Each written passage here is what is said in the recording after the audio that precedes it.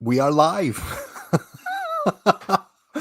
Hello, everyone. Hello, Jesus everyone. Christ. Live on YouTube. Yes, Jesus Christ. Indeed, we have both. I guess what we wanted from this is to dispense with any degree of professionality, which a lot of people would argue we don't really do anyway with a normal podcast. So it's a very low Arguably. bar. We just both of us arrived seconds before, but then I guess that's the whole point. We're just showing up at a pub. Ding ding, there we are. That's us. That was the sound Exactly. of the It's method. It's pub method. door. That's what it is. Hello, Mark. We haven't even done this yet. That's how I know. Do you I want was a stuffing pint? a bit of pizza in my face, and I was sitting down, I had a jumper on, and I noticed there was a fucking baby sick stain all the way down, so I had to go and change clothes.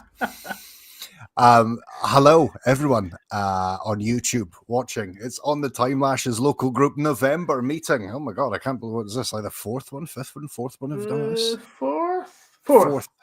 Yeah. Hello, Mark, mate. How are you doing? I'm all right. It's Doctor Who month, isn't it? It is. So I've got a little special tribute to all the Doctors later on. Once we get the wheels moving, you know. Yeah, I love how there's the promise of that we've turned this into a variety show,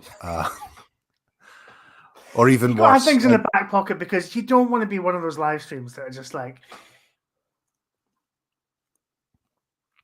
yeah, like that, just racism, right? Racism or looking at the floor. It's the two defaults. Yeah. Of lives on the internet. What you having, mate? What you drinking? I'm having a can of Silver Lake West Coast IPA, which is 5.6%. Oops. I've got 3 more of those in the fridge, so it should be fine. You always do a good line in imaginative booze. I don't think I've ever asked you, where do you go? What do you do? How do you do it? How I mean, it always looks so delicious and colourful. That's just from Aldi. Okay. But it's the Williams Brothers. Do you know the Williams Brothers brewery there in Scotland somewhere? Alloa? Is it Alloa? I think they're based in Alloa. Anyway, they do a couple of lines for Aldi. So this is kind of like budget but quite delicious craft beer, basically. I mean, that was just a magical sentence that you said there. Budget but quite delicious. I was recently back home and went to back to Edinburgh, and I love my parents are the sort of people, you know, like, but parents will kind of like, you know, when you're heading off, they'll put little essentials into your bag or sneak a little fiver in your. They just ply you a bevy and go, "There's your essentials." So I'm having a delightful red wine, but it's a rouge. A French rouge. Oh, so it should have. Very nice. It goes with a cold pizza that I've just got sitting off camera here very nicely. How are you doing, mate? I haven't really spoken to you since and we were chatting about it in the previous live stream as a future event. The dish the dirt. How was the London pub crawl with the other Doctor Who podcasters? I couldn't make it. I had so much FOMO. It looked amazing. It was good fun. I think we're going to do another one in March, I think is the current plan. So hopefully you can make it to that one. But yeah, it was one of those things where I think we had some big ambitions. Well, Mikey Smith had some big ambitions of being able to take off all the sort of pubs that we wanted to go to. Sure. But then, of course, and we did this when we did a kind of tour of Doctor Who locations in London about 10 years ago. You very quickly realize that actually London's quite a big place. And you should really consult a map first before you decide the Doctor Who locations that you want to tick off. So yeah, we started at the at Butler's Wharf where they filmed Resurrection of the Daleks in a Sam Smith's pub just around the corner from there.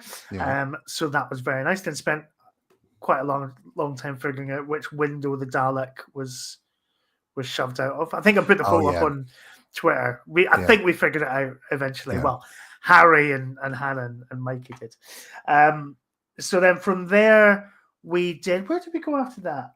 We had to then sort of get on a tube all the way back across London, and we went up to went to the Fitzroy Tavern, home of those Monday local groups, and in which all the sort of luminaries of modern Doctor Who production used to hang out in. Had a few pints. So you couldn't feel their history. It was just a pub. You couldn't feel the history. No, I wouldn't say so. I wasn't just saying, oh my God. Stephen Moffat used to come in here and take all the socially adept fans to a cooler, better pub and leave all the nerds. I've heard that from somebody. I can't remember who said that. So but it was, that was good. And then from there we went was there anything in the pub? You know how we went the Fleur de Lis? Nothing to kind of signify that. Yeah, although I don't know because there was an upstairs, so I don't know if they maybe met in the upstairs bit. Sure, because that was kind of closed off.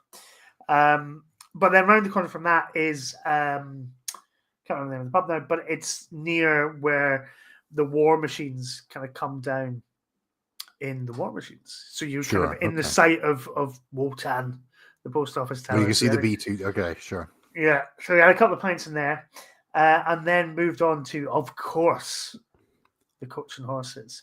And Mark Harrison had the very good idea that what we should do at some point in the evening, when Mikey goes to the toilet, we should all just put on eye patches in reference to his debunking of sort of Doctor Who convention anecdotes, things like that. Wouldn't it be really funny? And I mentioned this to everybody, and Jackson Reese was like, well, I'll just buy a massive bag of like party shop eye patches, right? And we'll do it. Why not? I was like, okay, great, let's go. So at the Coach and Horses, Mikey, it's where Tom Baker, John Hurt used to drink. It's quite a small, but it's quite a small pub comparative to how many people want to drink in there, I would say. Yeah. But the Coach and Horses, there's a lot of kind of overspill into the street, and we're all kind of stood out in the street. Mikey goes inside, and it's like, quick, get the fucking eye patches on.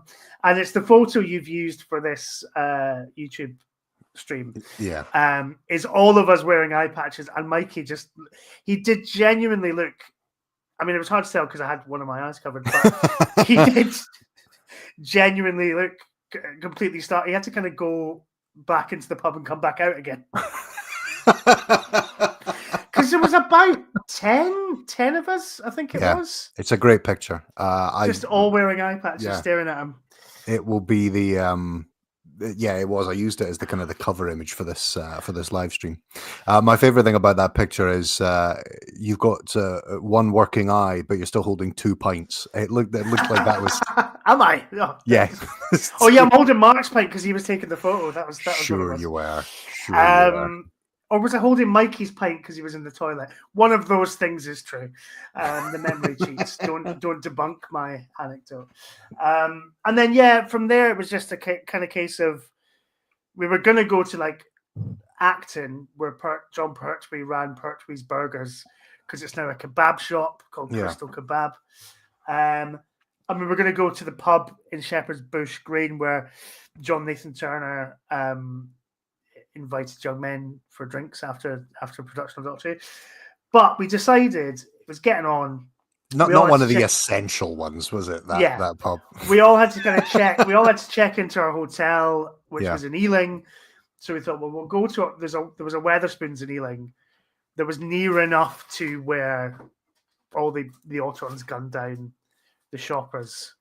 Oh, so Ealing Broadway, yeah. So we sort of we basically just spent the rest of the night in there, and then drunkenly shambled back to our travel lodge, past the Marks and Spencers where Spearhead from Spaces films, and drunkenly tried to reenact it with varying degrees of success. I think I was playing the old woman who just had to be like. That was my contribution, but it was a good time. I think we're going to do some different places in March. Fair enough. Hi, Gareth. Welcome. Hello. And it sounds totally worth it. I'm so sorry I missed it, and I would love to go to the next one. The attempt was how many pubs, and how many pubs did you actually go to? I think the attempt. So hang on a minute. Let me just figure out how many we went to first. So I think we went to 5, and I think there was like 8. I think there was like 8 on the list. Okay. You know. Did you feel like you scratched some sort of Doctor Who itch by going to all these? Yeah, there was a fun, especially kind of round Butler's Wharf before we kind of properly started just getting a buzz on. You know, when you kind of don't want. That's the thing with pub crawls. Yeah. You know, when you find yourself a seat and a nice pint and good company. Yeah. There is a kind of thing of just like, no, why would I move? Because Doctor Who, that's why. And you're like, okay, well, cool, let's go. But at Butler's Wharf, it was quite nice because we just kind of just had that one pint and like the day was ahead of us. And so we were kind of just mucking around trying to figure out, where did the TARDIS land at the start of it? And Mikey was kind of clearing the space, pretends to be a Doctor Who tour guide, which was very funny. Which there is Doctor Who tours of London, and one of the stops. Yes, you've been on one of those, haven't you? Yeah. I have to say, it wasn't like so. They show you some great places, but I on that particular occasion, I don't know how great the tour guide was. There was a few factual errors. I felt like kind of. You know when tour guides are kind of walking around, they might have like a little flag to make sure that the people behind them aren't lost in the crowd. They had a sonic screwdriver, and I felt like just wrestling the sonic screwdriver out of their hand and being like, I'm telling you, that is not what happened. Like, that's not how you pronounce that. That's not. Stop getting Doctor Who wrong. That's pretty much what I said watching the Doctor Who official podcast. Well, yes. Yes. This is where it happens. Fucking drunken, completely unprepared live streams like this one. Exactly. Unprepared. I've got 13 masks. Spoiler alert. When you were at Butler's Wharf, because we did that, we had a kind of mini pub crawl for my stag. But we were the other side of it, weren't we? We were kind of the other side. Nah, we were in. We were on the kind of the Thames side pubs and restaurants kind of the side where the TARDIS landed. Yeah, that was it. Or is it in John Nathan Turner's Mythmakers where he's getting interviewed over a lunch? We were trying to figure out which one of the bits it was. Yeah, because it's along that strip. Yeah, it's in some restaurant or cafe or something. Yeah. Well, there's also an interview. I don't know where. I can't remember what it is, but like where Tower Bridge is very visibly in the background. He's sitting in that kind of. Right. Anyway, we had a drink there and it was great and I loved it. That whole area. It's really evocative. I really enjoy that. It is. Cool. All right. Sign me up for March 2025. Yeah. But you're also just hot goss. You might be going to the Epsom Playhouse in January for who's at the Playhouse, is it? Yeah, hopefully. Mainly to just get Peter Davison to sign my DVD of A Very Peculiar Practice. So not even for a Doctor Who thing, just because it was like, oh, that'd be a nice thing to have signed. I hope it's one of the few things I like Peter Davison in is that. So that's good. I hope he does what he did to me when I I think I've said this on another podcast before, but we've got until 10 p.m. to fill, so maybe it's just go for it. If you've got an anecdote, cling hold of that life raft. Because the reason I'm saying this as well is I'm getting excited because they're starting to announce a couple of the early cons in both Edinburgh and Dublin for 2025. And Paul McGann is going to be coming to Dublin. So is Sophia Miles. Can't have everything, but Paul McGann definitely. But Peter Davison, I got his autograph, but sometimes it's about the personal interaction. It's not necessarily kind of the little signature that you've got. I was going to get his autograph, and I kind of was trying to build up the courage because sometimes it can be a bit imposing to go and do that. What do you say? It's just a short interaction. What do you fill that time with? Exactly. Luckily, the in was that his handler was our friend Martin, and I was walking by, and Martin was on his own at the desk. So I walk over and go, "Hiya, Martin, how's it going?" I can like engineer organically a little meeting there. And I went, "Is Peter on his lunch, is he?" No, apparently, says Martin. He's in the green room, the kind of the celebrity green room. Too many people were coming by and just chatting with him. and not parting with cash. And because they were chatting with him, it was stopping people coming up and getting his autograph and parting with cash. So he disappeared into the green room. And if anyone came up and they seemed like they were a legitimate prospect, Martin was to text him so he could come down from the green room, sign the whatever, take the money, and then head back up the stairs again. So Martin texted him. He came down. And I presented him with the DVD, and I was so excited to meet Peter Davison. And for ages, he was just kind of like holding the pen over the DVD cover, and I was like, "What the fuck is that?" I haven't given Martin my money. That's what it was. Handed the 20 quid to Martin, and with that, like a cork out of a bottle, he started signing the DVD. And then disappeared back upstairs again. I don't want to use non-progressive language, but there's a slight whorish vibe to that interaction. We also. I'm not even going to write your name until you give me £15. I'm not in my hand because that's shameful. Don't put it in my fucking hand. Put it in that guy's hand. Yeah. It's because that's the necessary gap that doesn't make me feel like a prostitute. I didn't know why he had the pen hanging over the DVD without doing anything for it for as long as he did, because it wasn't like we were like deep in like amazing conversation. And I realized it's because he could see I was still clinging hold of Her Majesty's face and hadn't handed it over. But do you know what? It sounds ridiculous, but that was an amazing story that I will try. I sent into the group chat today that I got an interview, so I got an autograph from Michael Sheard on my Doctor Who The Legend 40th anniversary book. Cannot remember that meeting at all. That Peter Davison remember meeting. My Michael Sheard meeting. It was at in the car park of the Sick Kids Hospital in Edinburgh. Because they were doing some kind of charity fundraiser, which was like sci-fi themed. All right. And this was like before the days of social media where everybody, this is who's going to be here, all that kind of thing. It was just like a thing in the evening news just saying, oh, there's going to be like a sci-fi themed fundraiser. Like we lived around the corner from the Sick Kids. So my mum was like, oh, let's go up to that. So I walk in to the car park and there's all the stalls, people selling stuff. There's like a guy dressed as Darth Vader or something. And Michael Sheard's at like a little wallpapering table. And that's Michael Sheard. But I didn't bring anything with me. And because we lived around the corner, I was like, Mum, can I go back home? She said, what do you want to go back home for? So I need to pick up. Because I think it was not long after The Mind of Evil had come out on video. Yeah. So like I ran home, got my copy of The Mind of Evil, ran back and went, oh, hello, Mr. Sheard. Can I get this signed?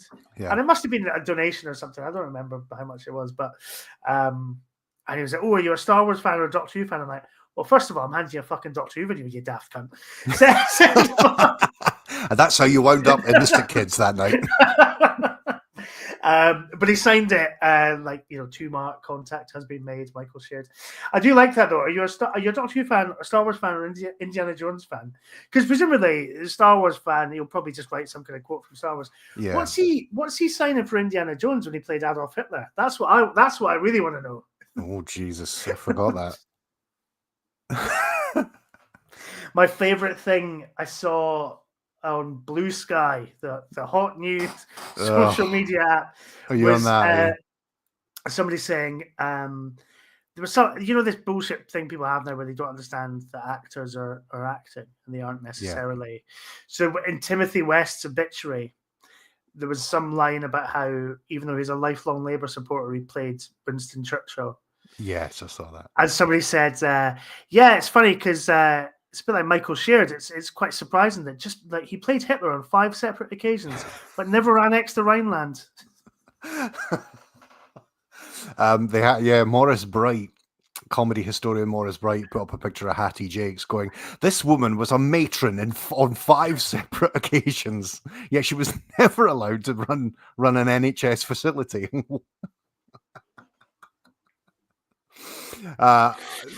We've got a few comments here. At least not from the Polis Box. Evening, Lash lads. Sorry, I'm not joining you tonight. Got a heavy cold and also can't show my face after the inflatable Merca incident on the pub crawl. Absolute filth. So ashamed. Never be allowed back in that Premier Inn ever again. Watching you guys alongside the Scotland match. So one enjoyable experience out of two, maybe. Only kidding. No one's having fun here. Don't make me sing the national anthem again, Lee. Although he's right. Are you a Star Wars fan or a Doctor Who fan? The nerd equivalent. Are you a Catholic or are you a proddy, weird man? I would have thought that would be Star Wars or Star Trek. I mean, that's... Well, yes. Definitely. And this is the sort of community that we're building here. Gareth is watching. Lee from Polis Box is watching. So Polis Box is throwing in an evening Gareth. That's nice. That's nice. It's good that our two listeners can communicate with each other at the same time. Well, no, we do have a few people watching, but it's so far it's Lee and Gareth that are... any comments are welcome. Thank you very much. Do you have the Mind of Evil VHS there? Have you got the... I did have in my old place, but I think it's currently in a box up the stairs because I ran out of space on the shelves for sort of signed VHSs and stuff. If I had to push you, what would be like the thing that you're kind of most proud of, or like the best, or has like a great memory that's on that shelf behind you? On that shelf, yeah. Ooh, the one thing. Yeah. I mean, well, you get a couple of things. Like as I say, we're here till 10 o'clock. Fuck me. We need content. Right. Let's go. And while Mark is doing that, Gareth, thank you, mate. Intermittent internet on the train. Hope you enjoy your journey. So I read that as evening intermittent internet on the train. I was like, that's a very... We're joining Gareth on a journey, and I was just wishing him all the best for his journey. And very nice. Thank you for whatever free internet or internet you've paid for on a fucking British train. And this is how you're spending it. Thanks, mate. So I would say the thing that has the best memory, Baker, signed by Tom. Ooh, I cut out there. Hello, am I here?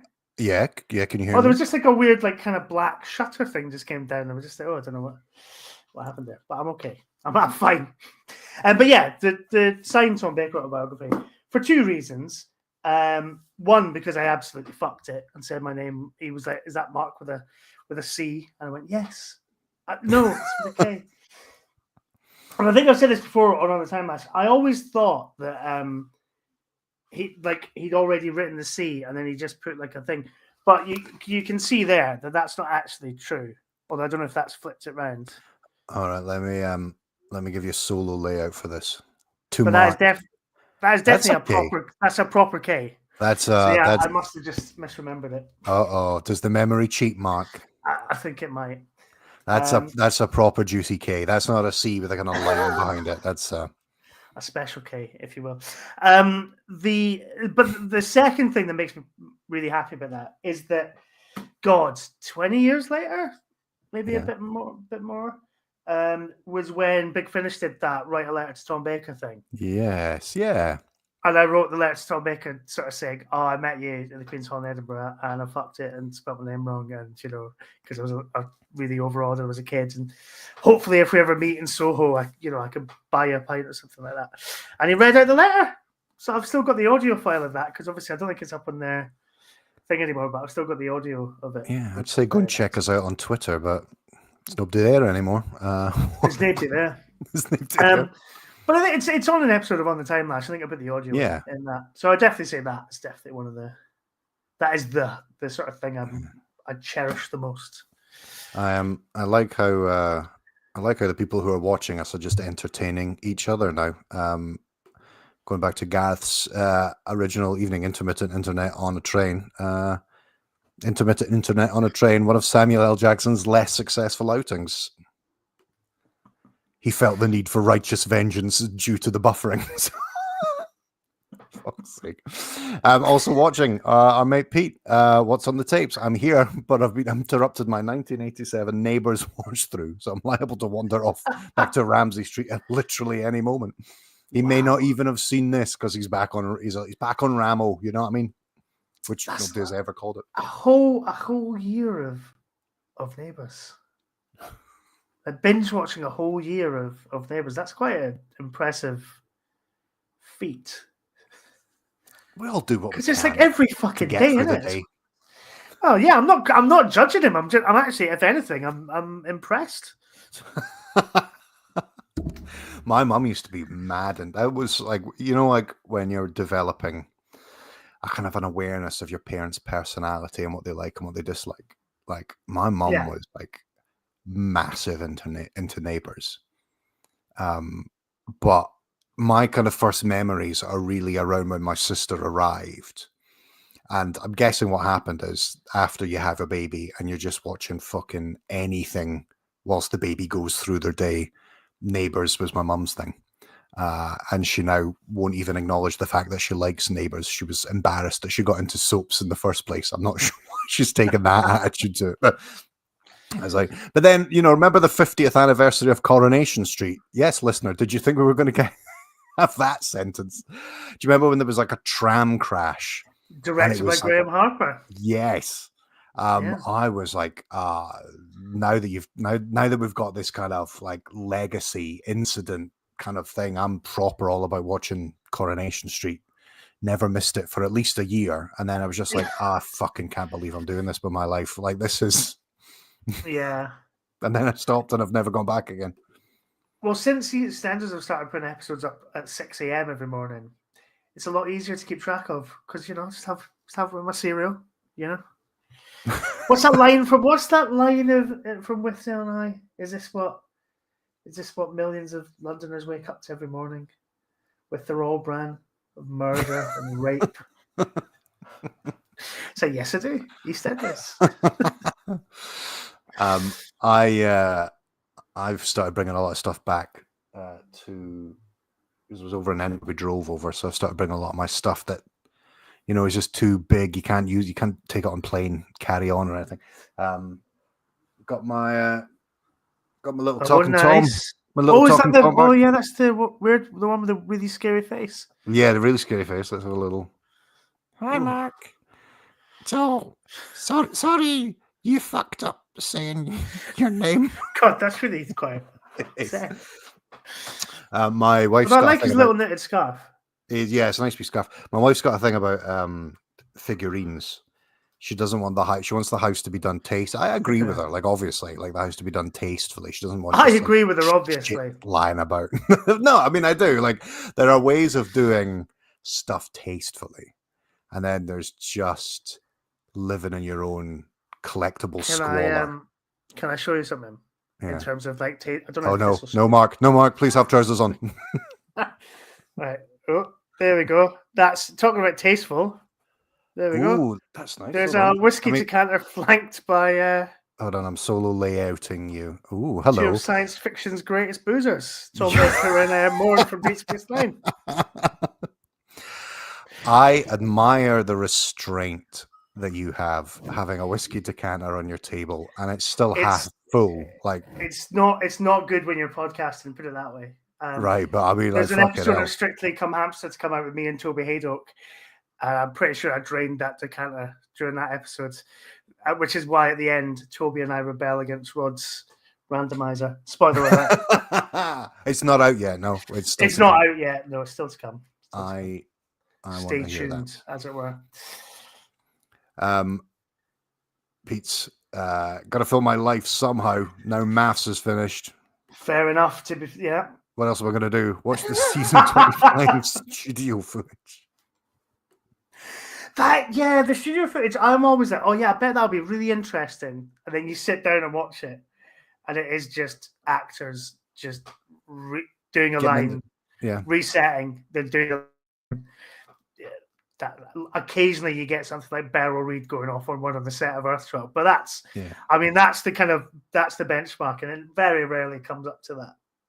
See, that's why there are so many anecdotes from like the 60s and the 70s where not a lot of this footage exists. I think if we found any of that, it would probably support Mikey Smith's long made campaign about, and I would guess also as well, because nothing happens. Like on television, there's a kind of, you're in yourself and you're getting ready to perform and you do it, and then you go to the pub afterwards. That's why there are so many anecdotes and the same fucking anecdotes that keep come out and get embellished, because nothing actually happens. You know, I was watching the fucking, what is it, season 15. Sorry, they're over there, just checking. And it's just Tom Baker talking about how him and fucking what's his name? Alan. Oh, Alan Lake. Alan Lake. I was going to call him Alan Ladd. Alan Lakes. He was just talking about how funny Alan Lake was at the BBC bar the other day. That's it. That's the extent of the excitement.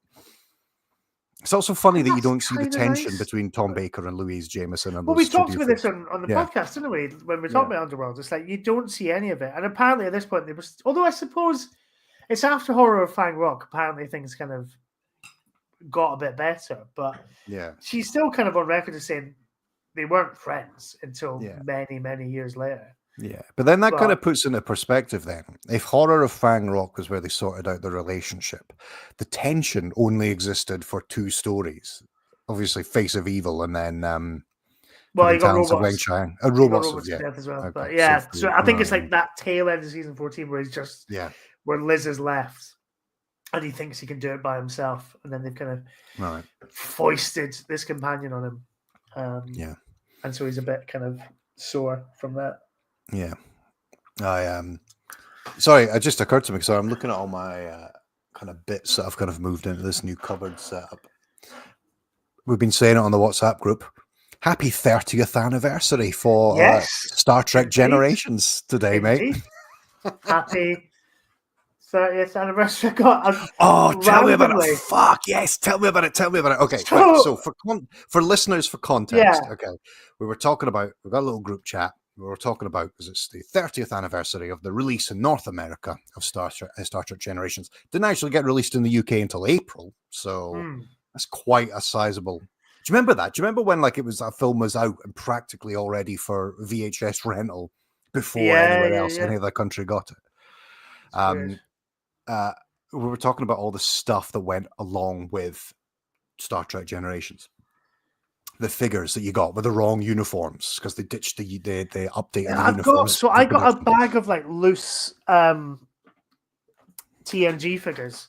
Yeah. And I was wondering why this Beverly Crusher had little, you can't really make it out, kind of little gold cuffs, because I was like, I don't remember that. Let me solo layout you again. And again, I don't know if it'll really it probably won't focus properly. Yeah, kind of sort of make it out. Obvious tit shot there, Mark. Well done. Well, what am I supposed to do? With that podcast now, are we? All right, hang on. Right, is that better?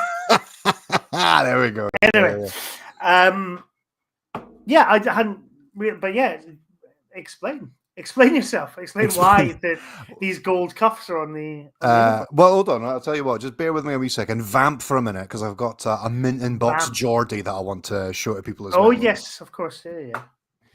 This is On the Time Lash Star Trek edition, rather than Doctor Who edition. But Doctor Who's over with. Star Trek's where it's really at. I think that's what we're learning here. Okay, let's say we saw our cheeky Geordie. There he is. Yes, right. He's got see a little bit of there. So when they were when Playmates or when they were creating the film, they were going to have a new uniform for the cast. Obviously, there was a uniform update when the original series headed to the movie, so they were going to do the same thing again. In the end, before production started, they thought they were changing too much too quickly. There was also budgetary issues, and there was also the issues of breaking in. So Generations started filming just a few weeks after they'd finished production on the actual TV version of The Next Generation. So there wasn't really that much time to kind of break in anything significantly new that was going to be seen on screen in terms of costume. So they were just like, okay, well, we'll have a mix of the existing Next Gen uniforms and maybe throw in a couple of the DS9 uniforms. So that's why you see this kind of weird mix. By that point, though, late in the day, the costume design had already been sent off to Playmates, who'd already manufactured the toys. So all the toys for the Star Trek Generations tie-ins figures have got that original. Now these film costumes eventually become the uniforms for Lower Decks. That's one of the nods that they've got. You know, so you've got that kind of, so you've got the collar here, but you've got that kind of buckling kind of down the side that the monster maroons of the original series films have got. So that's why those look like that, which I think is great. Like, you know, obviously brand management was just fucking lawless back in 1994. But one of the other things as well, Richie and I were talking about, was Weetabix did a tie-in. Like Weetabix, like a healthy bread, not like fucking Cocoa Pops or Frosties or something like that. Just healthy Weetabix did a TNG tie-in. Obviously, they also did Weetabix did the tie-in with Doctor Who back in the 70s. Dylan Reese and Conrad Westwood did an excellent 2 for TV about the sort of Weetabix cards and the board game. But this is kind of a similar thing. So it was, you had like little dioramas on the back of the cereal box, didn't you? There was an alien planet and the bridge of the Enterprise D. But you also had these little cards that you would get, which had little pop-out figures that you could put on the diorama. So you guys were talking about that this morning. Anyway, I go off to a sort of 10:30 screening of Gladiator 2, which was very good. Very much enjoyed it. And on my way home, there's a sort of little vintage shop that I always kind of just pop in because you never know what you're going to find, right? And oh boy, today. Well, first of all, I just I found this pretty cool print of David Byrne just from Talking Heads. So that was quite nice. Standing in front of a Cadillac. So I was like, oh, that's nice. So I got a nice print of Nick Cave recently. I was like, that'll go quite nicely. Anyway, as I turned around, I was looking at and there was just a sort of random bundle of stuff. And lo and behold, there was a bunch of the Weetabix cards. It's the actual little Weetabix stickers. That's amazing. Is that full set, is it? It's not, unfortunately, no. So I'd looked into this. So I think it was David Gillespie Pratt on Blue Sky. He's who does really great deep dive YouTube videos. He said first mention of Blue Sky, like it's just a normal thing we all do. We're trying to make it work, right? We're trying to make it but he was saying apparently a couple of them were quite hard to get a hold of, and this was before I'd opened the packet. And I said, well, it's only a $5 for the whole pack. So I suspect if there was a kind of scarcity, it's not going to be the full pack. So I've got Worf and Q. There we go. Worf and Q. Yeah. Data and Riker. Ooh. Nice. Another Worf and Q if you want one, Ben. Ooh, yeah, maybe. Keep that aside for you. Deanna Troi and Guinan. Yeah. A Cardassian pointing a gun at the back of the head of Sarek. Interesting. And it's the proper TNG Cardassian. With the moustache and everything. Yeah. Soren and the Star Trek Generations logo. And then Geordi the Forge and the Romulan. Right, okay. Now, there was also Beverly Crusher and a Klingon. A Borg and a Star Trek Generations logo. I think a Klingon and there was a Ferengi and something else. Yeah, there was a Bajoran. That's it, a Bajoran and a Ferengi, and Kirk and Picard. So I don't have those ones. But I looked on eBay, and a full set of these was like going up for like £180. Yeah. Which basically means that those 4 cards would cost me 175 quid, technically speaking. Yeah. Because I've already got all of these for a £5. That's a little nest egg that you got there. Well, it is if I get the complete one, but yeah. Well, it was the cards. Also, I don't know if you can and all the dioramas that they were selling. If you can shed some light on this. Yeah. It also had 2 of these. Ooh, interesting. I don't know where they're from. They're also from 1994, though. Also copyrighted 1994. So I don't know if they're trading cards or what. What's on the other side? So the other side is just a basic description of what the insignias are. Oh, okay. I've never seen those before. No. So I don't know what they're from. But yeah, so those were in there as well. That was so spooky when you put that. It was so weird. I said that to the woman in the shop as well. She's like, "Oh, these are quite cool." I kind of explained like, "Oh yeah, they're like you had these dioramas and stuff." And I said, "Funnily enough, today's the 30th anniversary of Star Trek Generations." Yeah. And my friends and I were just talking about these exact cards, and she's like, "What? That's very strange." I was like, It is very strange. She's like, Yeah. £5, please. I'm like, there you go. Immediately was like, fuck, we should have charged more for this. Yeah. The best thing about it was I went in, obviously not expecting to buy anything. Ended up spending like 15 quid in there, and only had a £5 in my wallet. So I was like, "Oh, do you take cards?" She's like, "Yeah." And she said, "If you just open this drawer, so there's like a drawer on the counter, and you pulled the drawer out, it had a card reader in it, and it made like a little old school till noise, like a little till ding ding." I was like, "That's cute. I like that." And sorry, I completely forgot I wasn't on screen there. I was enthralled by the story. She made you pull out the drawer so you could tap it yourself rather than. So basically, the card machine is in a drawer that faces out. So basically, it's just like, "Oh, am I okay to pay by card?" She said, "Oh yeah, it's in the drawer," and then you pull it out, and it makes a little ding ding. Right. Like, you're opening the till. I enjoyed it. I enjoyed that sensory experience. I don't know why I've got in my head the charity shop from the League of Gentlemen Series 3. 20 in Merrill. That Merrill. Oh, it's a good bag. We'll keep that bag. Where was I? Sorry, there was a comment there. Yeah, Gareth is right. Geordie's sleeves in the film are hilarious. So because they weren't able to fit particularly Jonathan Frakes and LeVar Burton with their own versions of the DS9 uniform, they just borrowed, in the case of Jonathan Frakes, Avery Brooks's uniform, and that's why they're a bit short. So that's why Riker wears them kind of like properly sleeves up to hide the fact. And I don't know if you, it's kind of hidden because you only see him, LeVar Burton, with his sleeves all the way down when it's when the Klingons are watching him walking about the Enterprise. Got you, yeah. Because they've manipulated his visor, but his sleeves are all the way down, like high, like you can see just his fingers poking out. It's because Colomini is like obviously bigger than him, and so they didn't like. So there's just uniforms that don't fit all over the shop. But it's one of the reasons. Like I understand why like it's a flawed film, but it's a film I love because it's so tied up in that kind of birth of fandom. It's got so many flaws, but it is also very enjoyable, and I do watch it fairly regularly. Pete might have an answer to those cards. Those are the cards you're talking about. Oh, right, okay. They're from Star Trek, Mark. Hope that helps. I'll wring his bloody neck. Anyway, Doctor Who, eh? Yeah, Doctor Who. That's what we're doing. But that's what I loved. That's what I loved about just going to like. We would talk about Doctor Who all the time. It was funny going to the local group in Edinburgh. There was a refusal by older members of the group to talk about Doctor Who because I guess everything had been said. Yeah, that's true. Point. And it wasn't coming back. But now look at us. The group is dead because it's now accepted universally. No need to meet. What was it? Terrence Dicks used to say that, like in the wilderness years, Christians under the Colosseum or whatever. Yeah. Hey Ben.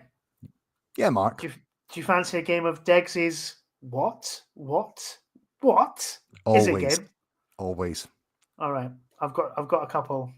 Let's see what we've got here. Late to the Lash. There's no late. You're just fashionably late. There's still an hour and 20 minutes of whatever this is. Fandom treading water, but in a nice way. This is what we want to do. Like it's just kind of background happiness. That's what we exactly. We're not we're not going to make any diverse political statement. God no. Oh, could you think of anything worse? Okay, so. People watching at home will no doubt know, but the rules of the game are 15 questions.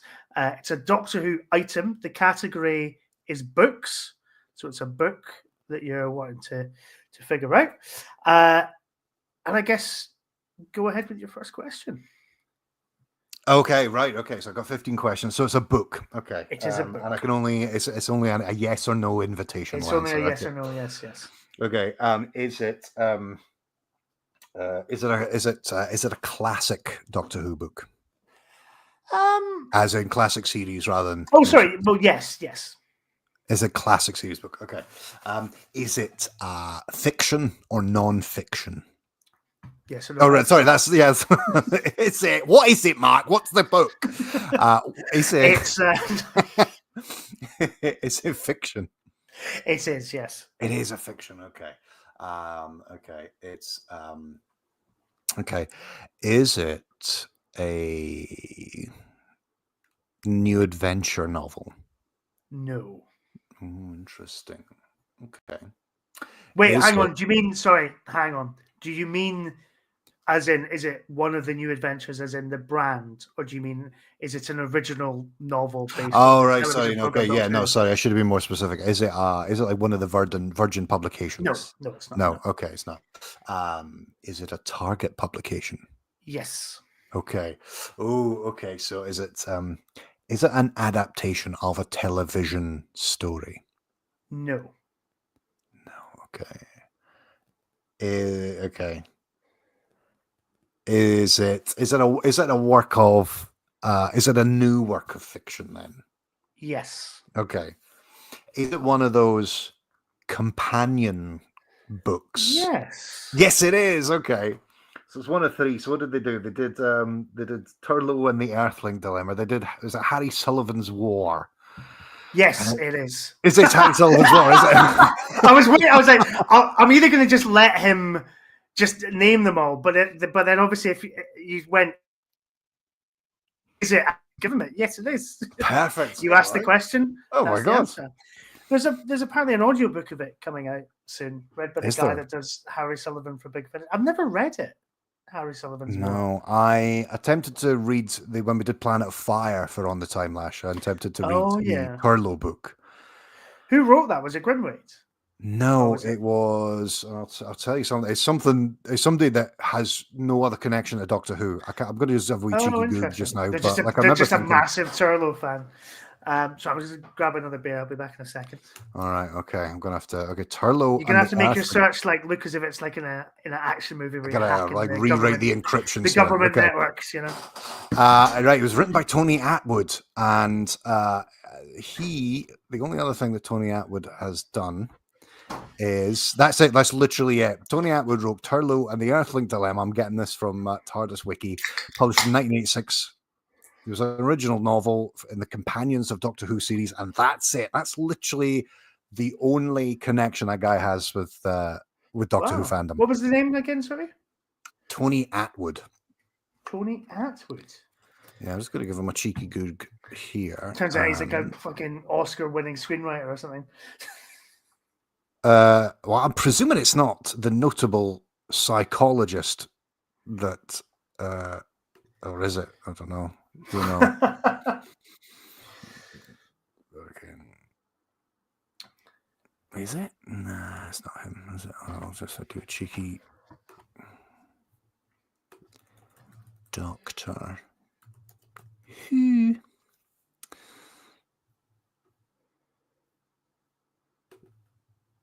Oh fuck it! I think it is. I think he's actually he's a British psychologist. That seems strange. Books. He's clearly also a Doctor Who fan. I don't know if it is. I don't know. No, actually, I think that's the wrong guy. Oh, sorry. No, there's on Sci-Fi Encyclopedia specifically said that he is not the psychologist who's published on Asperger's syndrome. That psychologist has specifically asked people to make it clear that he did not write Turlough and the Earth. Okay, so the only other thing that he's written is the program, the Blake 7, the program guide in 1982. That's it. I think I had the making of Blake 7. That's what I had. So there you are. What a strange. I want to see one of Toby Haydock's documentaries about that guy. What's that guy all about? Why is the only thing that he contributed a story about Turlough, like a properly niche character fleshing out of Turlough, and then nothing from that guy at all? At all. What else has he done? So you never finished the book? No, I was shite. Interesting. Got to change trains. We'll try and get back on in a bit. Safe journey, mate. Thank you very much. Gareth is one of these people. I guess he's not going to hear this now, so maybe I should wait later on in his back. But he's one of these people. you're on blue sky now, because the experience of Twitter X is kind of unbearable, and it's less so about the political experience and more the kind of just domination of fucking AI and bots and multi-threads of crap. Absolutely. But every now and again, I'll get like little kind of real people, and Gareth's kind of what I'm reading today, Doctor Who novels things, and just a little picture of him looking. You get through a book in a day. I wish I could get through a book in a day. It's one of the things that makes it worth scrolling back through that thing every now and again. So thanks, mate. That's lovely. That's nice. Sorry, what? Yes, okay. So I won that. Great. What's my prize? Do you want a tribute to all the Doctor Who's? Yes, I do. All right. Yes, I do, Mark. So here we go. Hello. Oh, Jesus. I'll start that again. I've got the chunky headphones on because I can't find my wireless ones. This is going to make it slightly more difficult. Oh hello. So, obviously, William Hartnell. You're getting a solo layout for this. Sure. Fair enough. It's only you on screen, baby. Let me get my notes. So, William Hartnell was obviously our first Doctor. While recent canon has thrown doubt on the ordering of his incarnation, Jack Pitt has confirmed that William Hartnell always came first. All right. Doctor number 2. Of course, Patrick Troughton was the fuck, second that looks Doctor. sinister. Patrick Troughton is our second Doctor, so called because he had 2 families.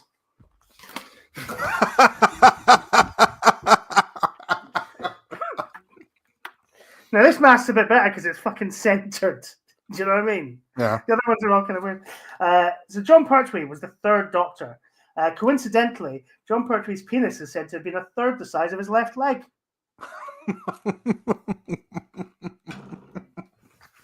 or just it was his 3rd leg. Pick whatever punchline you prefer. It's all gold, mate. It's all gold. I'd commission this. Tom Baker. Tom Baker. Tom Baker. Was the 4th Doctor, and he played the role for 7 years. Incidentally, Tom could put away between 4 and 7 G&Ts in lunch break.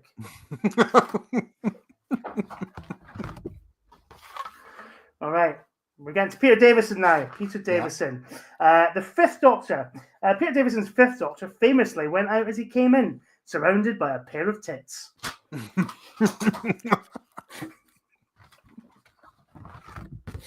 Okay, Doctor number 6, Colin Baker, was the 6th Doctor, named as such due to his placement in the 1985 DWAS poll of members' his favourite Doctors. That's a kind of slightly cruel joke, but I think it works. Hang on a minute.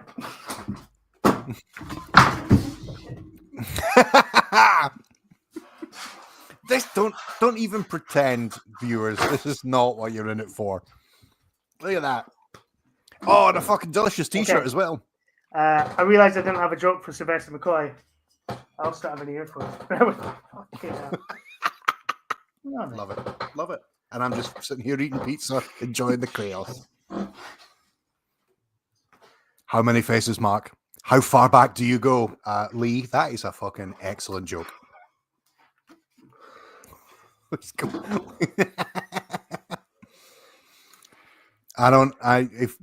I hope you don't win your bit of the competition because I don't have anything like this as rewards. Sorry about that. I kind of decked my desk there. I don't have a joke for Sylvester McCoy, but I do have a pair of spoons, so not as easy as it looks, is it? Okay, number 8. All right, here we go. Paul McGann is our 8th Doctor.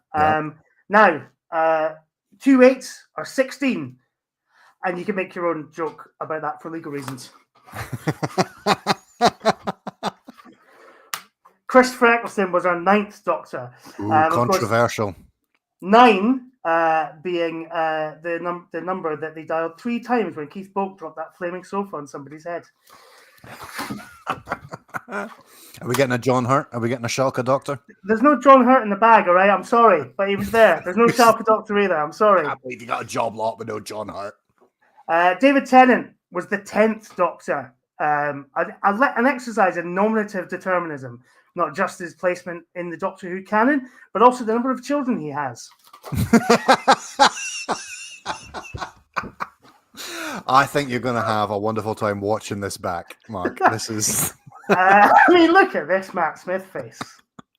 I don't think I need to make a joke here. I think just this. I mean, Matt Smith looks like the way presumably viewers are also looking at the screen right now.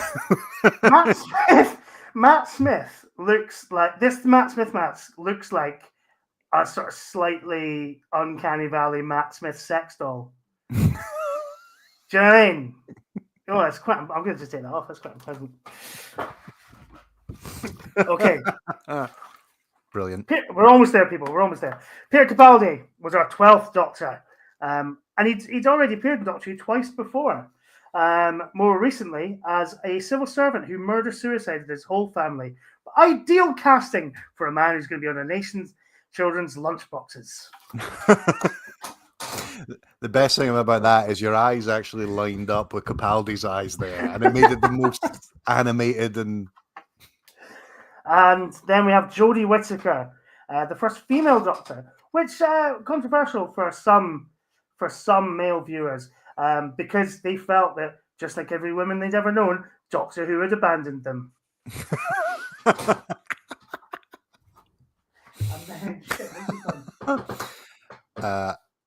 Daniel Ronsley. Matt Smith looks like a pissed off Doctor Who version of Travis Bickle. You talking to me? And then the 14th Doctor was David Tennant again, because, as I've already mentioned, he's got a lot of fucking kids. Now, I don't have a mask for Ncuti Gatwa, and I think it's probably for the best that I don't try and make myself look like Ncuti Gatwa. Good night! That was stupendous. That was fucking amazing, mate. So the backstory to that is that at Halloween, Amy's friend and his girlfriend invited us out to a pub quiz.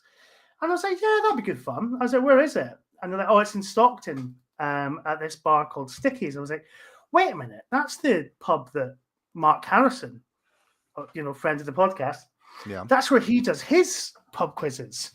Yeah. And he doesn't know I'm coming. Wouldn't it be really funny if I just went in fancy dress or just like put a mask on all the way through the pub quiz, like handing in the answers, all this kind of thing. But each time I do it, I'm wearing a different Doctor's face. Right? Wait, so he didn't know it was you? We'll get to that. So that was my plan. So I was going to turn up to this bar with this packet of 13 Doctor Who masks, right? Yeah, just your normal Mark clothes on you. Yeah, and just be like kind of constantly swapping them over. Anyway, unfortunately, the masks didn't turn up in time. But I did have this Tom Baker mask from, I think, when we did one of Deggsy's challenges to buy something that was like a $5 or something, I think it was. So I was like, well, I'll bring that along. And I wore a burgundy hoodie in reference to the season 18 costume. And we turned up and we're sitting dangerously close to the DJ booth, which is where he was set up to do the quiz. Yeah. And I'm sat there with my pint and I've got the mask on and I'm kind of just like, and then he said something to me. He said, oh, is it quite difficult to breathe in that mask? And I looked round and I just went, weird thing to say to someone. I was like, no. And he was like, all right. And he was like trying to get me to talk to him, right? And I was like, he's fucking clocked me, isn't he? I could tell that he was looking at me and I was just like, I can tell. And I just pulled the mask and I was like, it's me. And he went, oh, I was just trying to get you to talk to me because I wanted to take a photo to send to the group chat. Like, look at this fucking bitch. Oh, you fucking gave it away too quick. So, I know, a nightmare. But at least I got some use out of those 13 Doctor masks that turned up half an hour after the taxi picked us up to go to the pub. Those were some brilliant jokes. And I think you'll enjoy watching it back. That was the kind of maybe I should cut it out just for like a little promotional on the time Lash. Yes, showreel. That's what you want. This is the kind of chaos you can expect. I mean, why do we need fucking showmasters at all when we could just all go around Mark's gaff? He'll pose. You can have anyone you want. £1.25 That's all I ask. £1.25, not 125. I don't have my email notifications on, and I haven't checked them today. So I don't know if Derek sent me anything. I think he sent. He did. Yes, he did. Brilliant. Yes, Excellent. please. Okay. Oh, juicy, mate. Okay, should we do your one then? Yes, go for it. What's the category? Yes, mate. Oh, yeah. Oh, there's two. He's given you something else as well. I've got another one as well. Yeah, I've got another one. Yeah. Okay, brilliant. Okay, what is the category? So, category is games. Ooh, okay. So, 15 questions. Off you go. Okay. Is it a board game? It's not, no. Interesting. Is it a... I'm just going to go through different types of games. Is it a card game? No. No.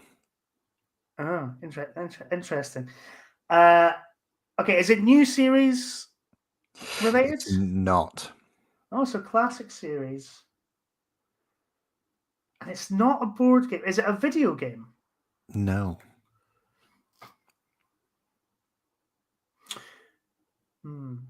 Okay, what are the type of games? It's not a card game. It's not a board game. It's not a video game.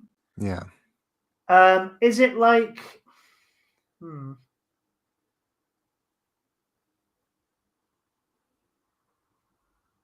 Is it like a pop-up pirate kind of game? You know, because that's not a board game, is it? That's kind of like a... No, it's not. It's not that. So not that kind of like, you know, like there's a thing that you have to do and that's the game, you know, like Operation or whatever. You know, it's not that kind of game. I don't know what you would call that, but you know, like, you know, your pop-up pirates, your operations, your crocodile dentists, that kind of thing. Like a plastic toy game. It's not. It's not that. Yeah. No, it's not that. It's not that. I don't know what I can say as a clue. You are missing maybe quite a traditional element of games or a traditional type of game. Oh, sure. Okay.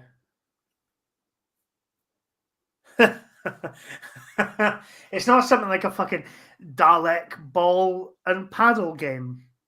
No, it's not. Okay. So is it something you would play outside? I mean, you could do. I don't know if that question helps you any. You can play it indoors, you can play it outside. Okay. All right. There's really nothing about it that's essential or hindering you in where you play it, in the locale. I don't know why I said it like that. Locale. I'm going to try and narrow it down date-wise. Is it a 1960s? No. Ooh, okay. And even kind of date-wise, I don't know if that would give you away, because the date and the image on it don't necessarily correspond. It's not like a Doctor Who football or something, is it? No.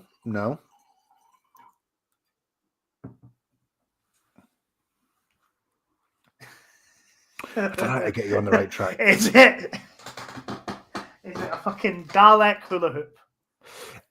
It's not. It's how can I say? It's more if you imagine the sort of equipment-free, impromptu kind of Christmas games that one may play. Doesn't necessarily seasonally relate, but you might find yourself indulging in this traditional form of gaming around about that kind of seasonal or familial period. Is it a Doctor Who quiz book? No. Is it? But then how would you package this? Doctor Who charades. Very okay. You're on the right track. Yes. Ah, Jesus. Right. Okay. What else would you play in that kind of setting?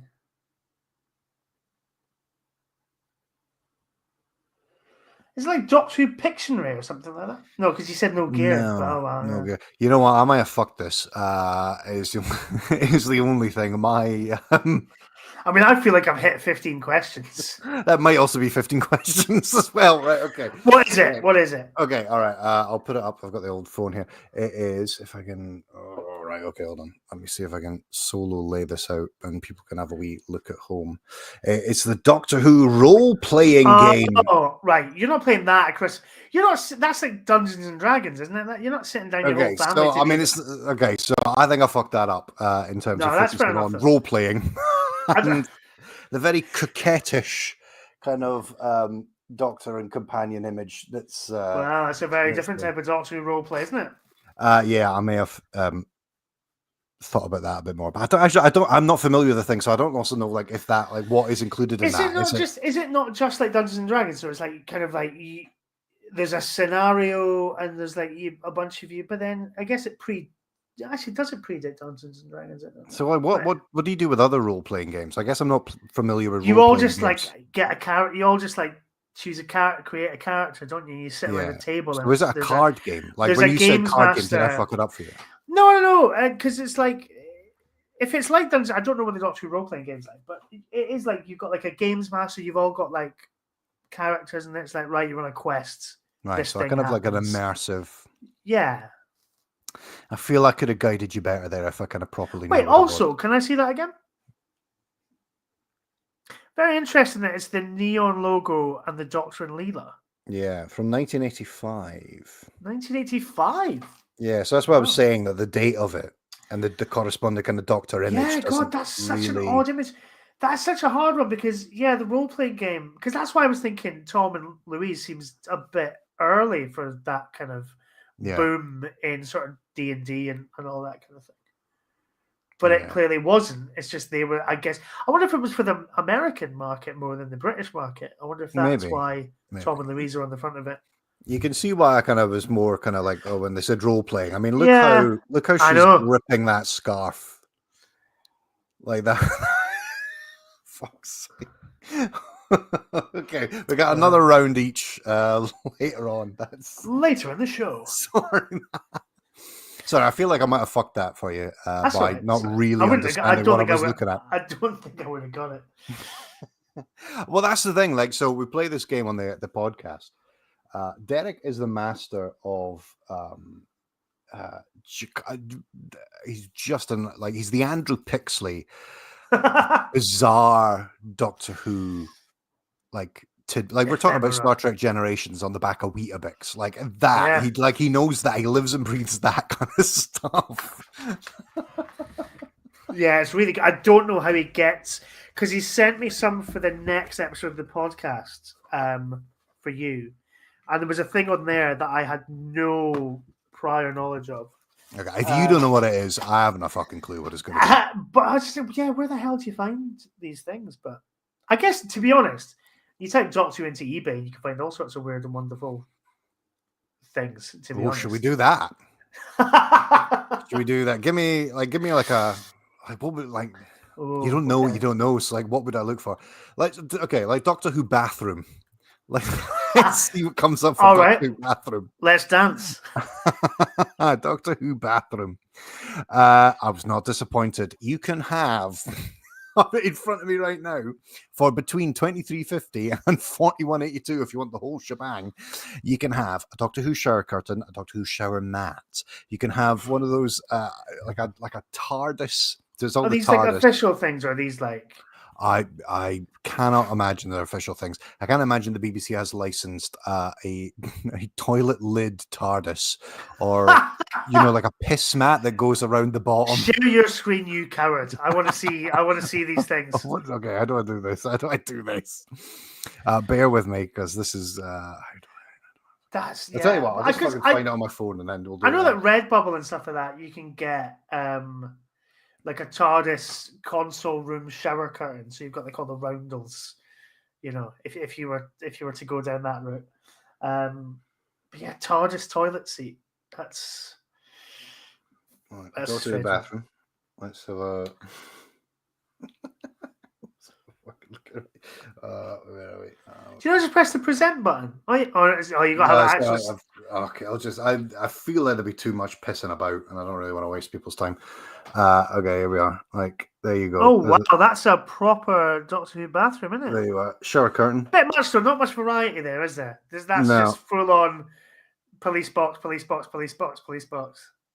You know, like, tell you what, right? I mean, like, with all that, I imagine with our partners, like, there's a point where they don't know we like Doctor Who, and then there's a point where we reveal it.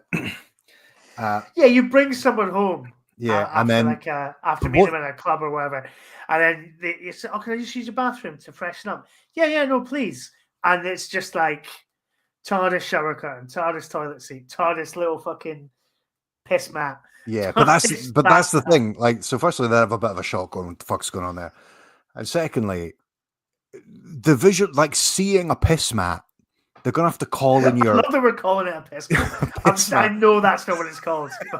They're gonna have to, like, they're calling in at that point your kind of level of hygiene and cleanliness into question. Going, would you need a fucking mat for? Firstly, aim correctly, and secondly, just clean it up. Why do you need a wee fucking? That's not what it's for, Ben. It's just to make everything look pretty, isn't it? No, it isn't. It's supposed to catch piss.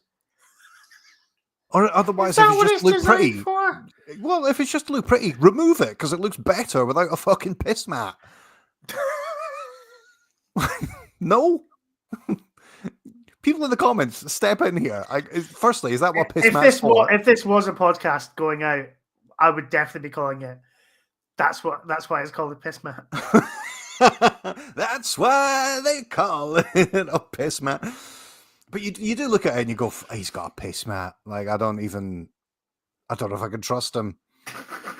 Because the very nature of a piss mat is that you just go, that'll clean it up, and then I'll get round to maybe in a couple of weeks' time giving that a wash, right? But if you have, unfortunately, had a bit of a dribble, you clean it up right there and then. You don't fucking leave it until that's for next month. The big wash next month. I think some people swap them around, right? What else can we get? Somebody's got multiple piss mats. Is that what you're saying, Mark? Have you just revealed yourself to be a multiple piss mat household? Is that? No, but we've got we've got different bath mats, and you've got different towels that go with the bath. And it's an ensemble, isn't it? A bathroom ensemble. Do you want a wee soap dispenser that looks like the TARDIS? You want that?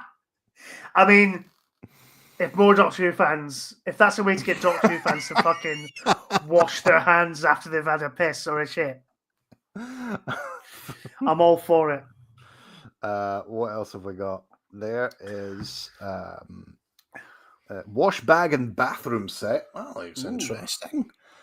You've got and all of this, like, it must be. That looks official. All of this has. It's got first season Matt Smith branding to it. Let me see if I can just get it in the right kind of. Oh yeah. Oh, it's got toothbrushes. Hold on, let me turn the fucking this down. Right, so you got toothbrush, sonic screwdriver. Is that Cyberman toothpaste or something? Yeah, is it? Or is it hand wash or soap or something? Yeah, I don't know. And then there's like a Dalek sponge. Dalek thing that's going on. And then a couple of wee badges. Oh, are those badges though? Or those I think they're those flannels that you put, they're like discs. And because I swear I got one of those in my stocking one year, just as a kind of like, I found this piece of Doctor Who piece of shit. Crap that was tiny, and we could just. And you're too old for a stocking now, but we're still doing the stocking thing for some fucking reason. Have that. That's so everything else is quite okay. I'm just looking at it. So firstly, all right, let's do a couple of quotes. A piss mat sounds like a type of moustache. That's really not a good idea. Yes, it is. Richard Payne has joined us. Hello, Richard. Hello. It was a game produced in the US, so they understood that Tom was the most popular Doctor. Makes sense. I like to think Richard Payne's actually just an expert on the Doctor Who RPG that just came in. He somehow heard us, and he was just like, I better just disavow these guys and inform them of the role playing game. Thank you, Richard. You know houses that have live, laugh, love on the walls? No, because I largely avoid them. Why not have a kind of Banksy-esque David Tennant TARDIS Jesus splatter on your wall there? Why not do that? That's the thing you could do with your money for how much? $15.99 each. I think I made this joke on the Twice Upon a Time episodes that we did, but I bet you there's a Doctor Who fan who has not Live, Laugh, Love, but Run Fast, Be Kind, or whatever. Capaldi's last. I bet that's a decal on at least one person's wall. I've always wanted to do piss, shit, vomit, and just see if anyone noticed. Piss, Matt. Just see. Anyway, that's another David Tennant one, but with Matt Smith's first season. And also, he's not wearing a tie. He's not, and I don't know what he's. Is he wearing? Is that him? I don't know what's going on with the hands. I mean, that's the worst kind of attempt at hands since AI. That's strange. My battery's got like 5%, so I'm going to stop doing that just now. But, I sent it into the group, but I just like to. It's still up on Facebook Marketplace. I'd like to show people the worst Doctor Who item that I've ever seen on sale. Oh yes, please. Should still have it. It's this. It's Doctor Who adult Dalek costume, right? Yes. Look at that. Firstly, not a real thing. He's made a costume. They did bring one out though. Did they? I'm pretty sure they brought one out. But maybe it is that, and it just looked as shit as that does. But with Facebook Marketplace, people want to sell these things, but they make them look as fucking unattractive as possible. So there's a picture, kind of bloody. Yeah. Top half of the picture. I mean, was that taken from the window of a speeding vehicle going by? I mean, it looks like the Dalek playsuit thing just got up and attacked them, and it's just the photo was taken as they were running away from it. Well, it's 30 quid. Like 30 quid. Like I don't want to buy any old shit. I've bought some shit in my time for slightly more money than I should have done, but 30 quid for a used Dalek fancy dress suit. No, thank you. Richard Payne, actually, I am. No life. I mean, you're here, mate. You're here. This is living. This is a Monday night. What we call living. It's two lads getting pished. I like how it's taken. What was this? Who did you say this was? The fourth one before all of our friends have deserted us and just went, you can do it on your own. Who cares? I kind of forgot to. I kind of forgot. There might be some guests in roughly half an hour, but we'll see. Oh, well, when the big podcast boys finish their wee chat about the time meddler and fucking whatever. That's Keys of Marinus, I believe. But I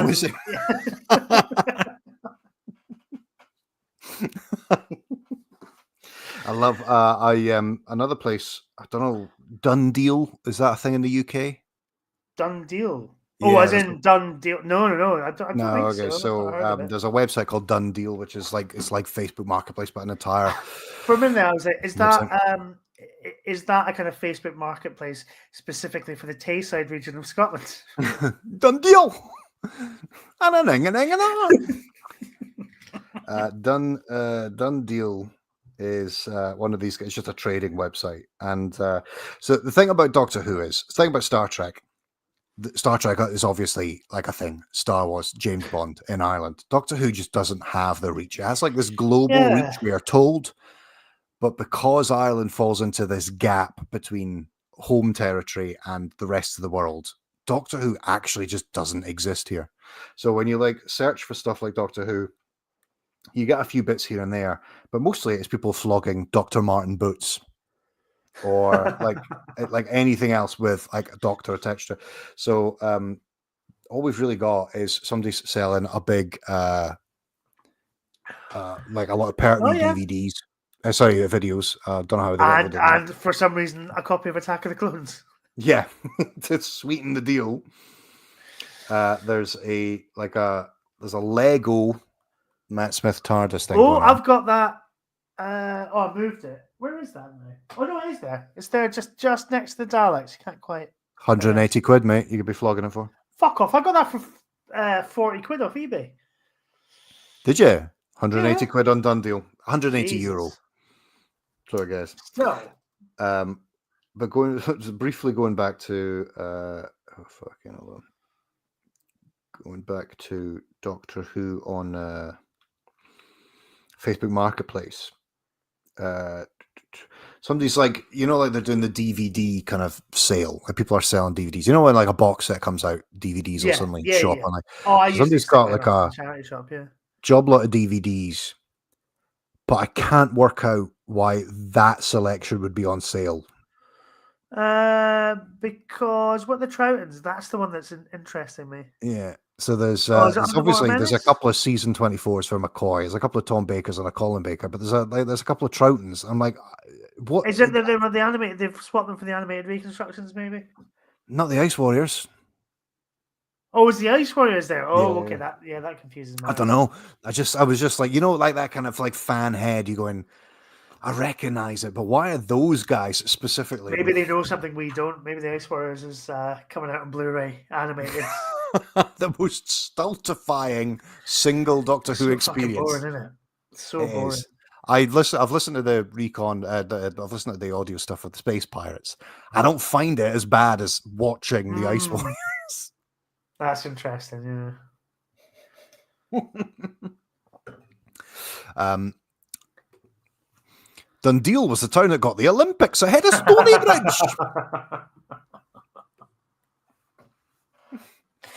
You could, Lee. You could. I mean, it must be causing more effort in your body to like hit us with smackers like this. Come on, to be on the podcast. You could just, unless there's something properly wrong with your face. But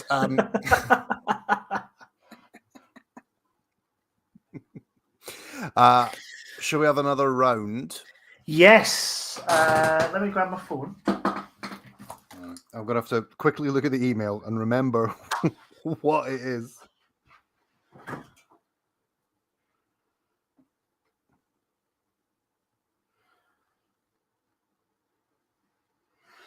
Perfect. There we are. Got it. I love a cheeky look. Let's solo layout. Let's see what else he's got here. Ooh, look at all these toys at the top. Sorry, we're just checking out. Sorry, we're just at home here checking out your B&M figures. Your B&M figures at the top. Yeah, I got my Emperor Davros the other day. Yeah. I bought it in B&M with, as you always do, sort of large can of Iron Brew and a packet of biscuits. And the woman at the till was like, she picked it up, scanned it, and she went, "Oh, Emperor Davros," as if to be like, "Oh, hark at her, Emperor now is it?" Which is very funny.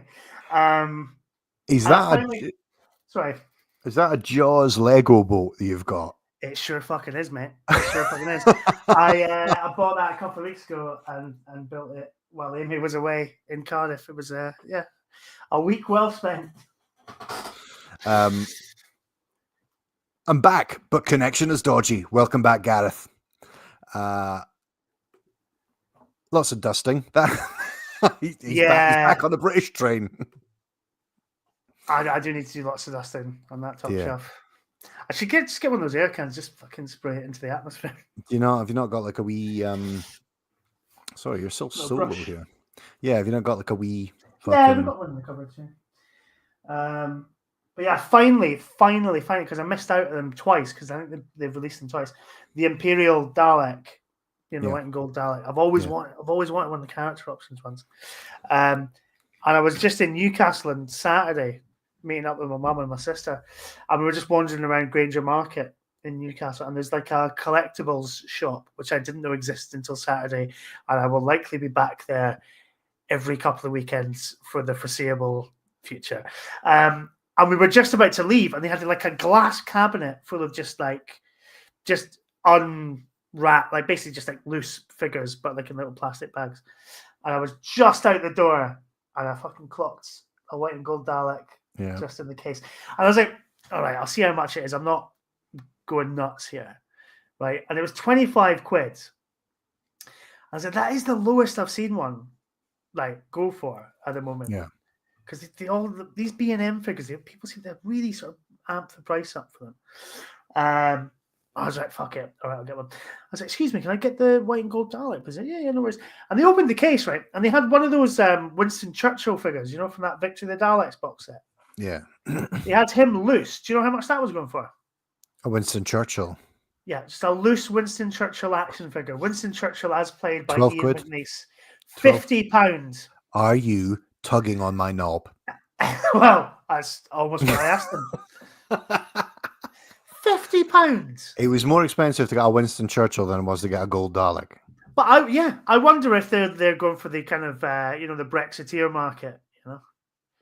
It's like maybe. It is weird though that like a shop that you would normally never shop in B&M has suddenly like the big they've got like this fucking. Oh, hark at him! You'd never shop in B&M. Well, I mean, you would. Well, some of us have never been skint before. Right, well, you would do. Like, you'd go there and get all your, like, a bin for the toilet and stuff like that. You get a piss mat. You could get a piss mat. You'd buy a job lot of piss mats for 15 quid. Like, you'd buy maybe 6 piss mats, for like a piss mat for each of the family, so they could keep their own individual piss to themselves. But that shop doesn't immediately strike, that hardware store. No, I get you. Doesn't immediately strike. I'm usually in there buying weird flavors of Oreos that you don't get on the high street. That's just... It's a place where you go for your lunch. You get like an egg salad sandwich for £1. Like That's like been a truly there for like 5 weeks. Yeah, you get an egg salad sandwich for a truly worrying amount of no money. Like, yeah, it is odd, but I do bloody love it. It's whether the Doctor because I went up there.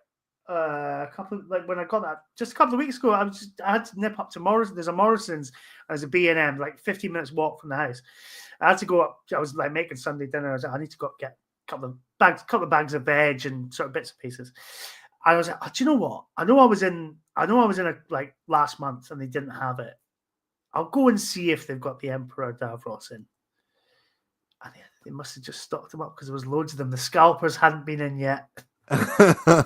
So it was genuinely, it's like I love that you don't get it so much now with charity shops because everybody sticks things up on eBay.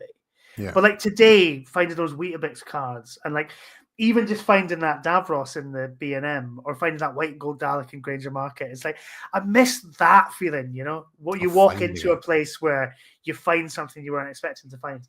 Because now with like charity shops, they stick everything up on eBay and all the good stuff. It's online. It's very rare you walk into a charity shop and don't just find, say, for example, multiple copies of Anything Goes by John Barrowman. Or like Michael McIntyre's, like all of Michael McIntyre's stand-up shows on DVD. Yeah. 6 times. What is your version of that springs to mind? The Holy Grail find. Oh, what oh God, yeah. Or just on any shop, doesn't have to be charity. But I think, do you know what? At the moment, I'll tell you what it is. It's a Playmates Captain Janeway figure. Because she's the only 90s captain I don't have one of the Playmates action figures of. I've got Picard, I've got Sisko, I've got a Generations Kirk. Yeah. I need a Janeway. But all the Janeways are like 25 to 50 quid. I'm paying £25 for a Dalek. It's a bit chunkier. It's a bit more, it's quite a nice thing. Whereas, paying 25 quid for like that just seems a bit excessive. Yeah, it's a bit, yeah. Much as I love what I meant was like what had you found? What had you got? Oh, God, yeah, that's a good question. I think actually it's not me, it's my mum. My mum went into, I think it was Oxfam in Morningside. When I was growing up, probably around the time I met Michael Sheridan, the Sick Kids Hospital car park. And she came home from this sort of trip to the charity shops with a fucking banana box full of Target novelizations. Yeah. That was the moment I was like, that's a pretty cool fucking charity shop purchase, not gonna lie. That's, yeah. And I don't know, I've got quite a few of them on the shelf, but I feel like there was more, and I don't really know where they are, which is a bit of a shame. But Cameron Phillips, this is a good one. My wife managed to find a complete Super Mario Brothers board game from 1998 in a charity shop for 50p. That is pretty good. I didn't even know there was a Super Mario Brothers board game. Let's just talk about the three amazing things there. Firstly, your Super Mario Brothers game. Secondly, 50p. Secondly, your wife takes an interest in sorry, thirdly, your wife takes an interest in stuff that you like. So she clocked that. I went, fuck, yes. That's pretty good.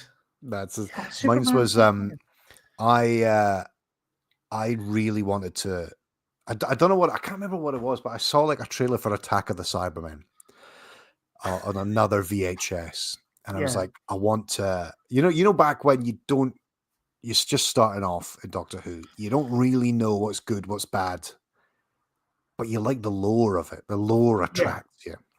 And there's nothing more attractive than a box set of the 10th Planet and Attack of the Cybermen in like a kind of glistening cyber, like a classy looking cyber tin. And I wanted that for ages and ages. But it was past that point where I knew it was like a limited edition. It was going to be sold out. And I just remember going to a fucking W.H. Smith up the stairs in Dunfermline. And there was one of them like in the back of a pile of stuff, which if it wasn't piled, like if it wasn't hidden, it would have been sold. And I found it, and I can't remember why. I just went, I can't explain to you, Mom and Dad, that I need you to spend this level of money on me now. I know I don't ask this, and we don't do this. We don't just go out and we fucking throw money around, but this is a thing that will change my life. I've still got it. It's one of my treasured Who possessions. Oh, that's nice. That is nice. So with the proper full 10th Planet and Attack of the Cybermen. Yeah, it was. So Attack of the Cybermen, which I got Colin Baker to sign the VHS of. Oh, lovely. You know when I don't know if you've ever lost track of who you've gotten autographed stuff. I keep finding stuff that Colin Baker has autographed. I've got loads of.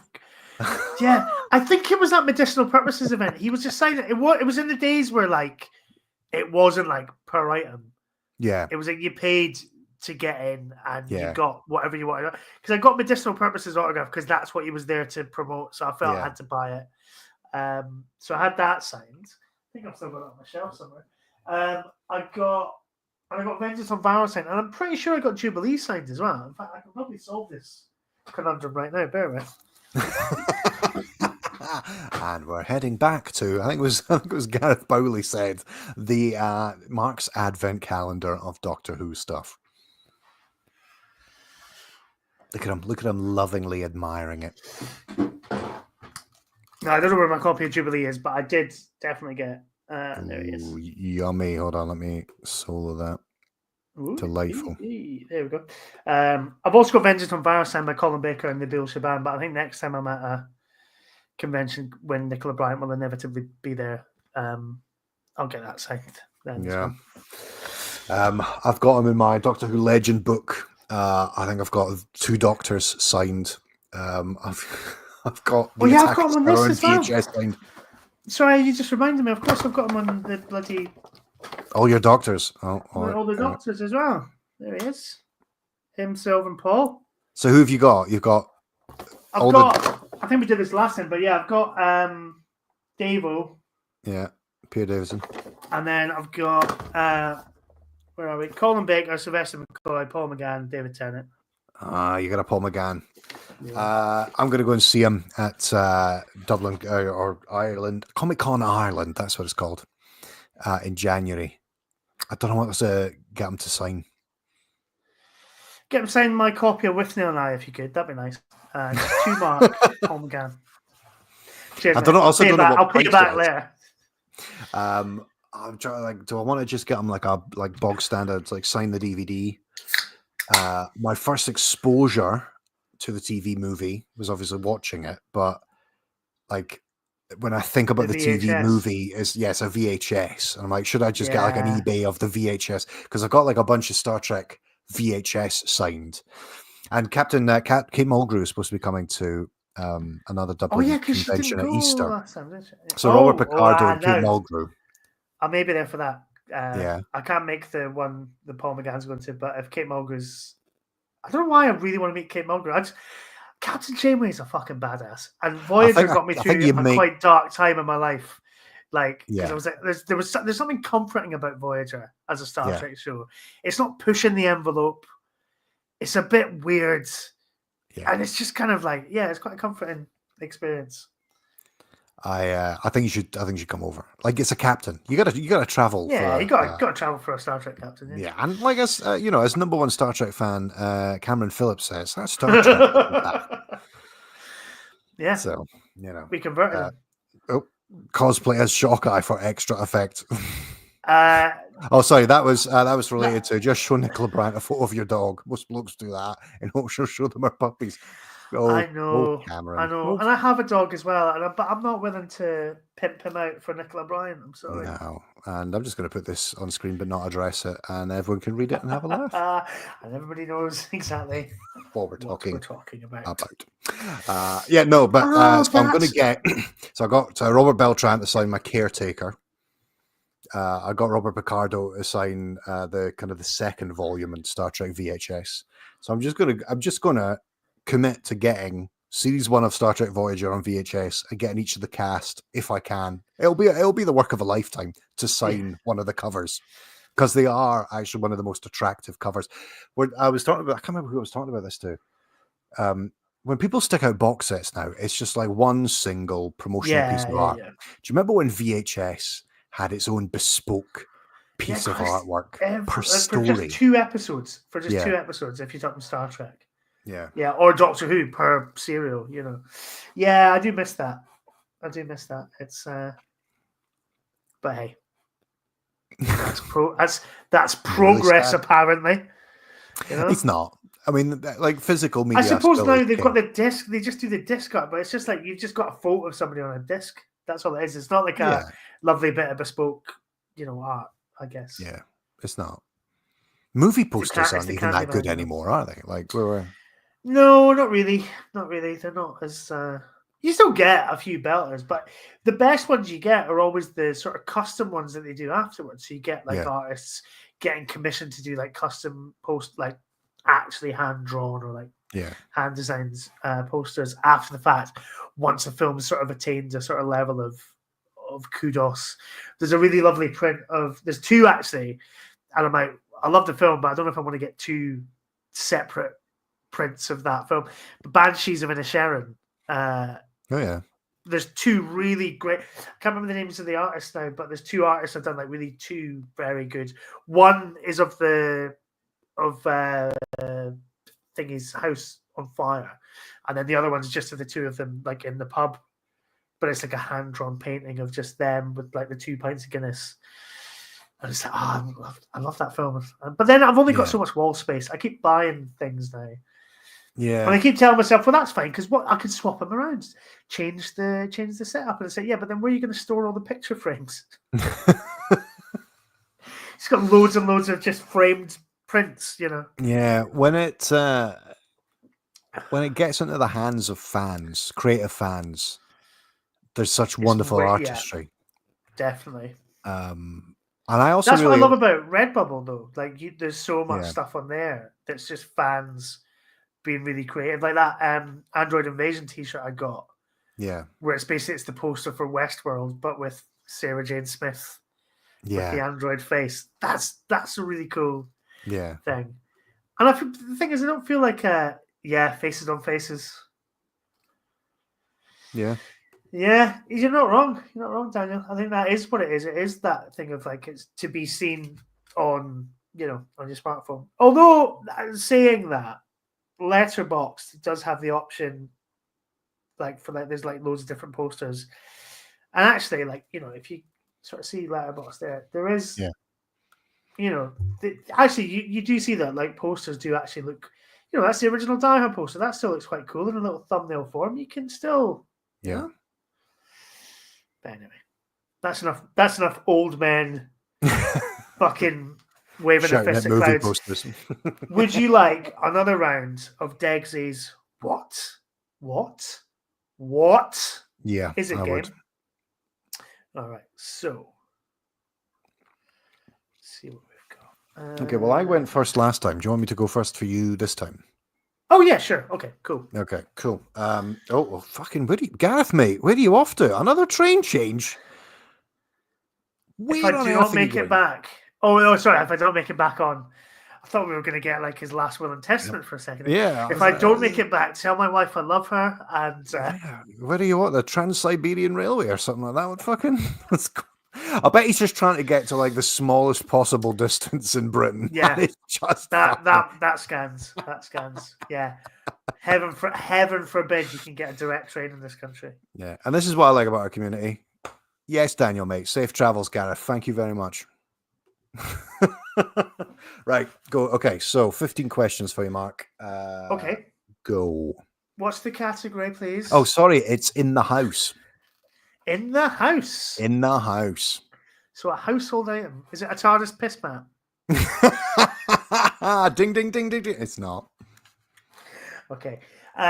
Is it an item for the bathroom? Wouldn't that be great? Oh, Mark, before we answer any of these questions, he's in the house. He's only in the house. I dream of finding a load of Target hardbacks in a charity shop for like £2 each. I know.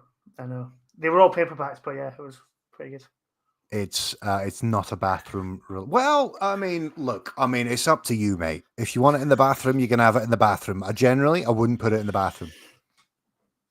You're watching On the Time Lash. If you just joined us, Mark wouldn't put certain things in the bathroom. Okay. Is it for the kitchen?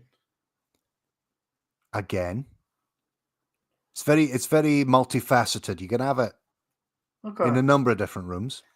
It's not the TARDIS hand wash bottle, is it? It sure isn't. It sure isn't. But listeners, we've learned something. Yeah. Okay. So you wouldn't necessarily use it in the bathroom. You wouldn't necessarily use it in the kitchen, but you could use it in both. Yeah. Now, use is also a word. Oh, so is it a decorative item? Oh, yes. Okay. Right. Is it right? What decorative items? Is it a piece of art? I mean, some might say that term advisedly. Yes. I mean, some might say.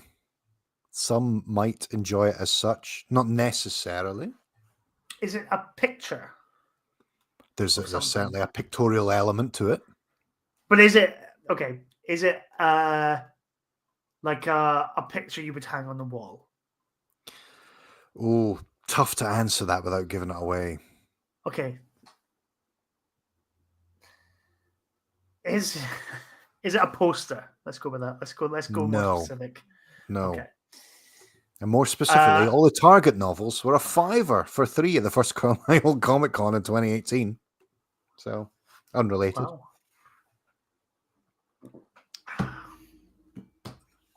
Is it like an item you'd hang on the wall? Yes. And it's not a poster. Is it like a TARDIS clock? No. Is it a clock? No. Okay. What else do you hang on your wall? Is it a calendar? No. Oh, I'm trying to think how Derek thinks. You're gonna. If you don't get this, you're so close. You are gonna murder yourself. All right, it's so close. Hangs on the wall. Hang on the wall. There's a picture element to it.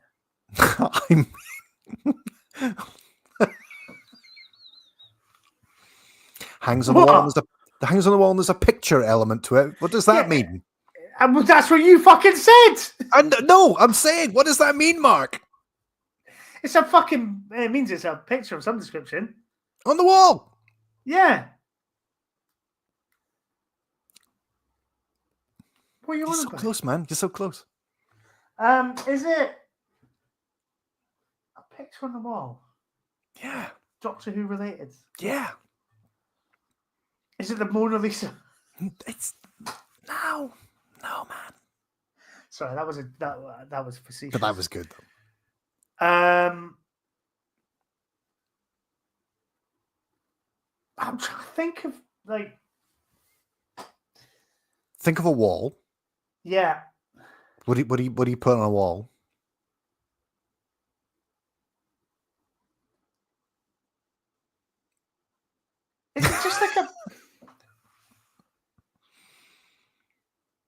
What do you put? What do you mean? What do I put on a wall? You What do you put put on a hang wall, mate? pictures. You hang pictures, and you. Yeah, yeah. And so that's what we're talking about here. Yeah, no, but like. Oh, okay. Is it a fucking canvas print of all 15 Doctor Who's or something? No. How many questions have I had? That's like 10.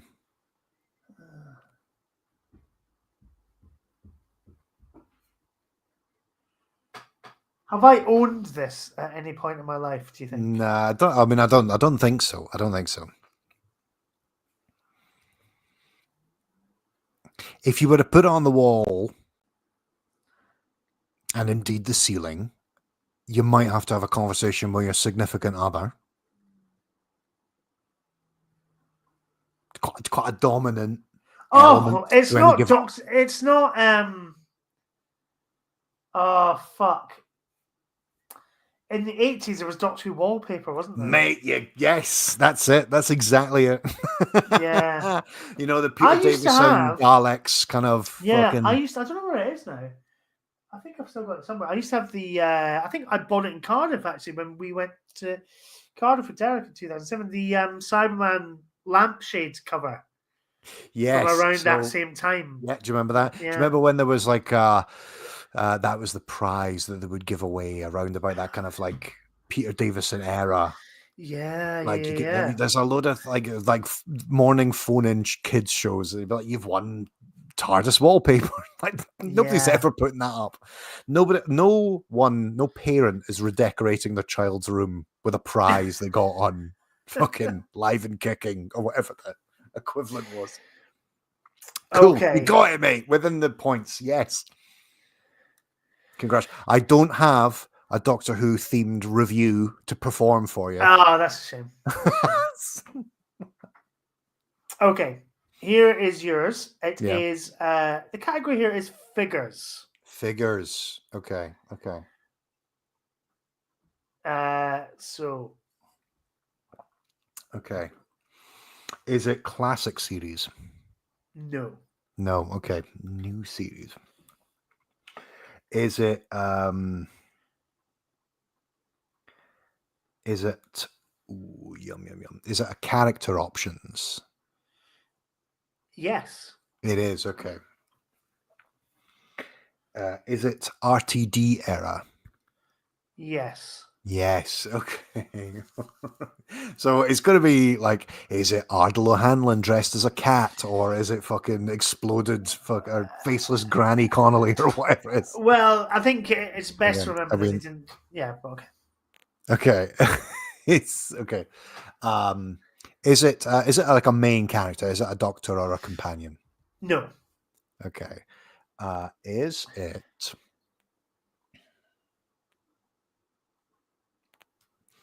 it series 1?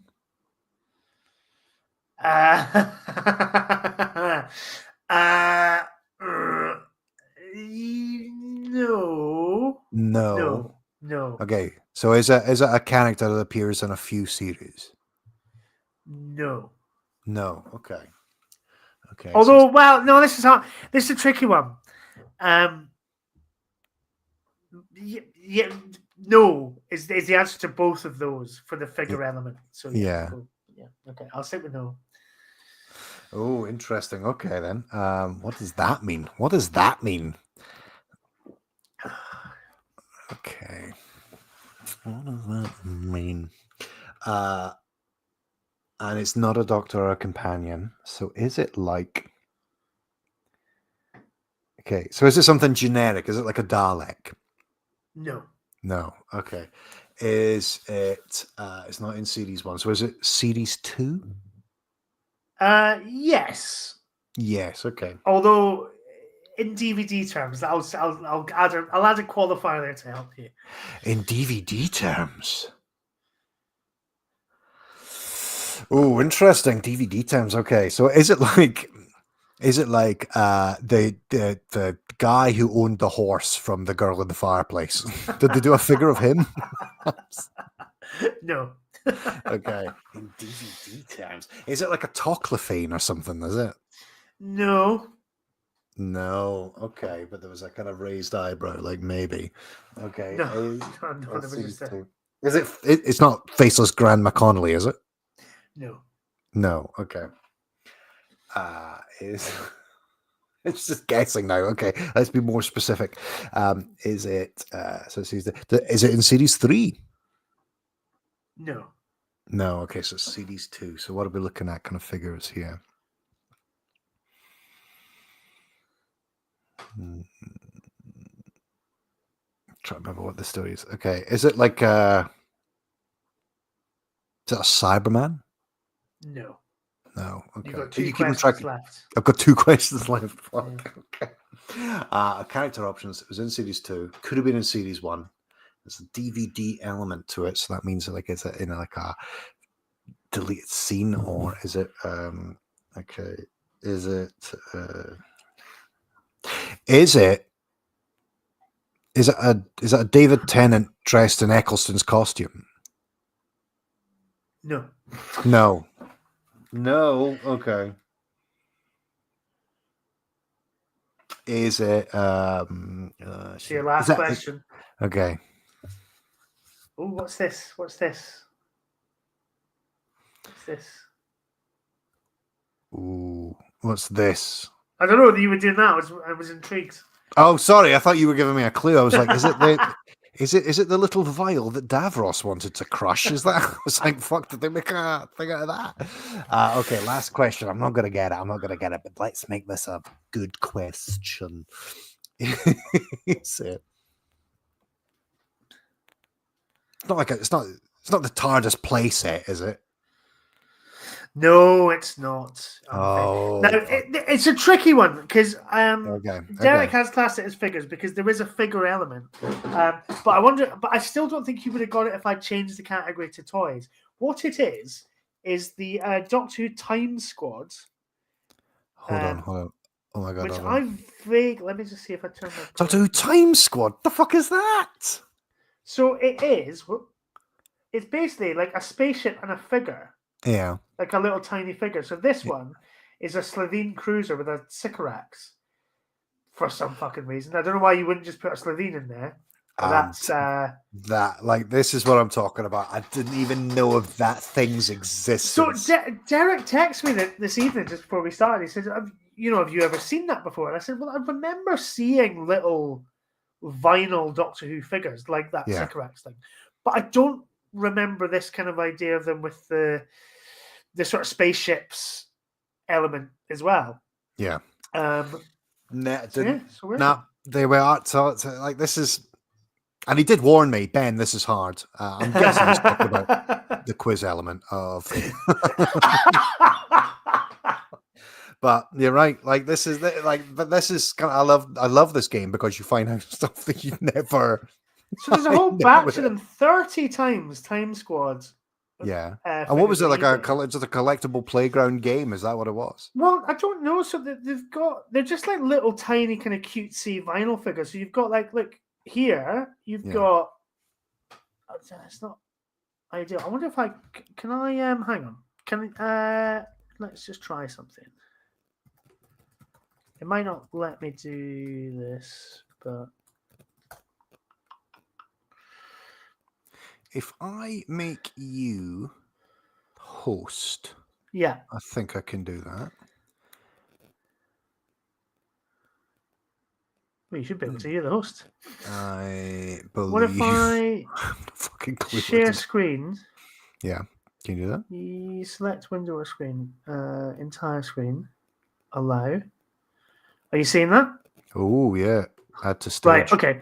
There we go. Oh, hello, mate. Yes, please. So that's what those are now. So that's some of them there, but there was loads more. There is also I saw. Hang on a second. Oh, they even did them. Oh, hang on. That would be better to just open the image. So they also did them for. That's quite a poor quality image, but they did sort of newer series ones later on. Oh, okay. Yeah. So they're these things, but yeah, the ones with the ships I had never seen before, which is very strange. Okay. But yeah, you've got a sort of cutesy Dalek Supreme with a clockwork droid. Okay, never. Obvious bedfellows. But there was one on eBay. I just want to show the one on eBay. That was the first thing I saw. See, now there we are. That's where I went wrong when I said, is that a character options thing? I was only thinking in terms of like the figures that you would. So they were initially released on 20th of February 2009. Highly stylized figures have variable levels of articulation. Well, don't we all? And were available in sets of from 1 to 5 figures. So there you go. Some figures were released with a wave of 3 micro-universe vehicles. One of the vehicles being exclusive, meaning you had to get a Time Squad figure to complete the micro-universe range. So yeah, interesting. I'm going to book the studio for you. There you go. I've stopped sharing. Do you know who I'm going to share, though? I think I know who you're going to share. It's only Joe and Dylan. Hello. Hello, lads. What the bloody hell are they doing? Let us in. We've been vamping for, 2.5 hours now? Yeah, just waiting for you guys to turn up, really. Well, we've been busy on Marinus, and we've solved the mystery. Excellent. Well, I'm glad to hear it. How are you both? Oh, it was wonderful. I think Luke Malloy's following us as well. You know, we almost watched a woman get raped tonight. It was absolutely terrifying. And then you watched the Keys of Marinus? No, it was Jacqueline Hill. Cut that. This is live. This is live. What you have missed is my tribute to all 14 Doctor Who's. That will be all 15 Doctor Who's. You know the way they'll repeat like stuff that worked on like a Children in Need or a comic relief. Yeah, I think you should do it again. No, what I'm going to do is I'm going to just basically take the stream, edit that bit out, and make it just a bit more refined, and we'll share it around social media. I'm not doing that again. Excellent. I almost poured a whole pint over my desk halfway through. It was a brilliant use of a live stream. Is my review of that. I loved every second. There were spoons involved. Can I say to you fellas as well, I'm very pleased to see you back reviewing the new Who episodes. Fabulous. Oh yeah, we've still got to do the last one. We're still got to go. Yeah. I was like, what's this? We're touching on Big Finish now. Scherzo. That's my patch. Fuck off the pair of you. My patch. Oh yeah, sorry. Have you heard our Luke and I's Fraser Hines podcast yet? I listened to them all. What are you talking about? Okay. Well, no, it's just because I made a slight dig saying that, anybody can talk about fucking Father Time. But who's talking about Fraser Hines' autobiography? 3 podcasts, when they turn up in my podcast catcher, get me instantly hard. Too Hot for TV, On the Time Lash, and Ian Martin's We're All Stories in the End, because I'm a total geek. If I see those 3, that's it. That's my day sorted. Excellent. So, Mark, have you talked about your speculation of when we'll know about season 3 yet on this live stream? I'm gonna come through your screen. Mark doesn't like to talk about it. Why? I just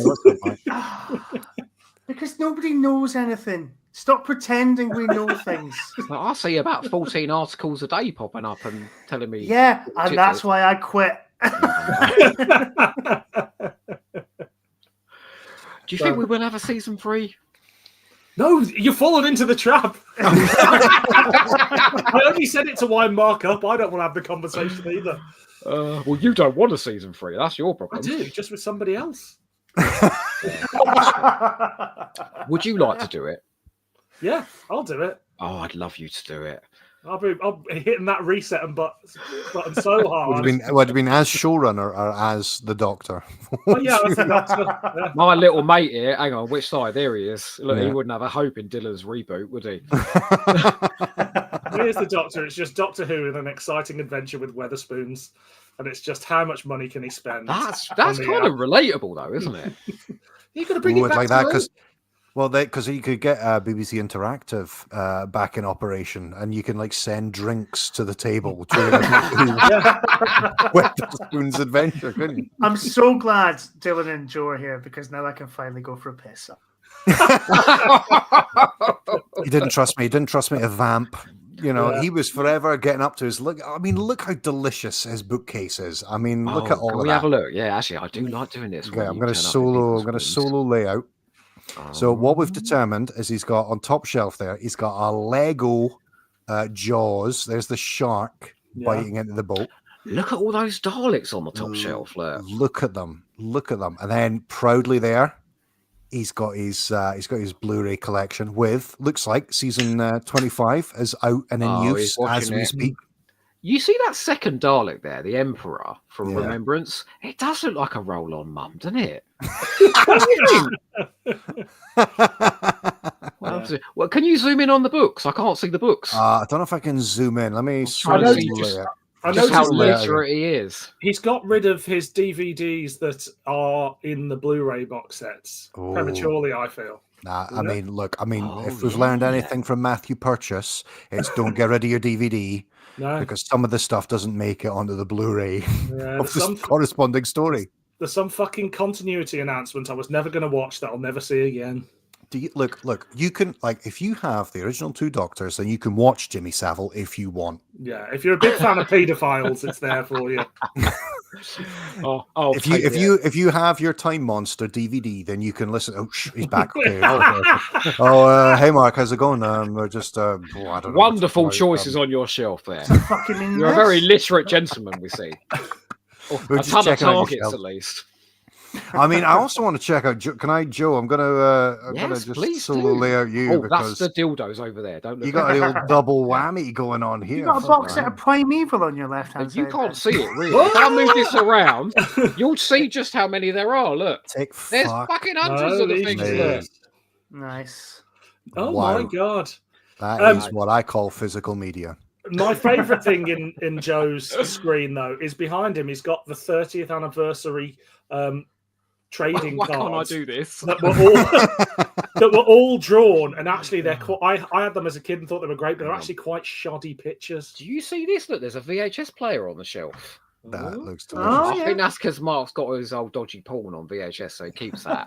I'll tell you what. I asked Mark this.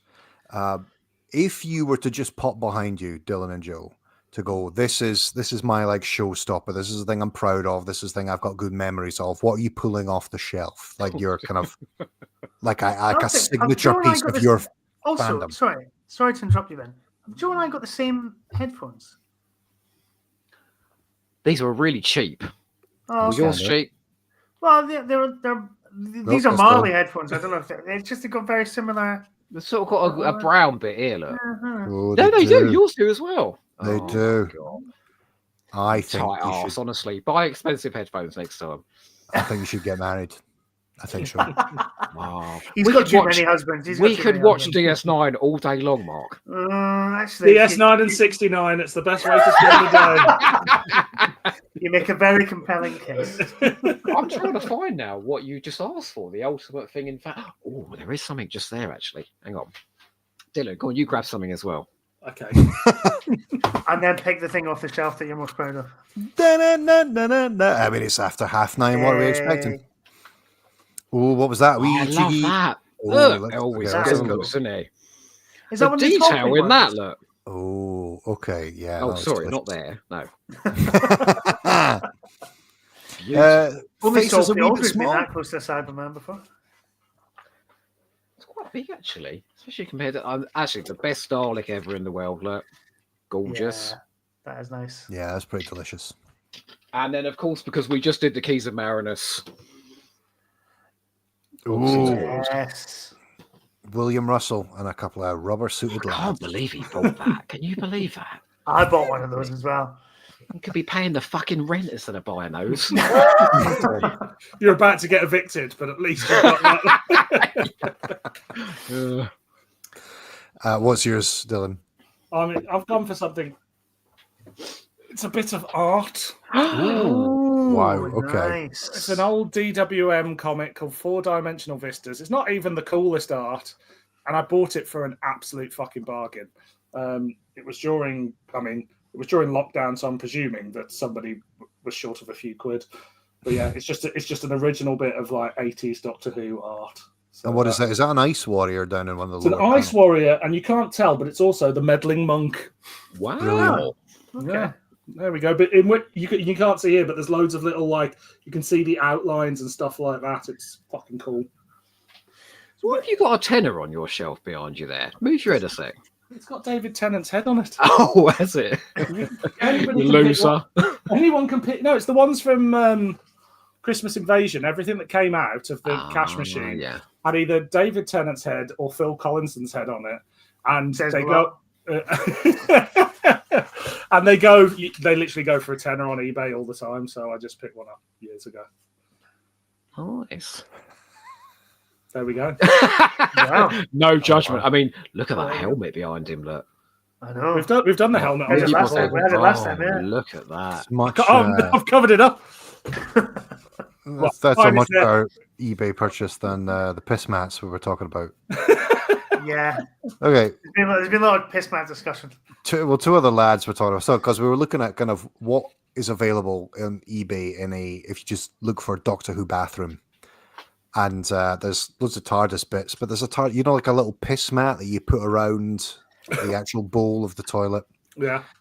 Do you guys use piss mats in your house? No, I can aim. That's And what also- I'm talking about. That was exactly my argument. If you have a piss mat, then you're tacitly going, I just fuck it, it's everywhere. Also, it's not the 70s. People don't have carpeted bathrooms anymore. If you piss on the floor, wipe it up. It's much better than having a rag soaked in piss on the floor. See, Mark, it's simple. You left I a don't know terrible why. mess the last time you were here. You can talk.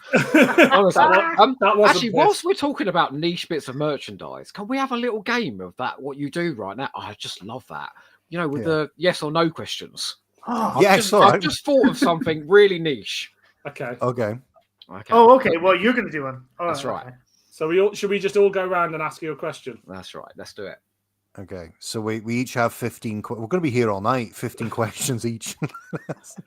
At least you're not alone anymore. Come on. Are you going to give us a category, or is it just Oh, yes, it's something that you would Because the only Big do Zestio filmmaker if you would was give us a really, category. really bored. There you go.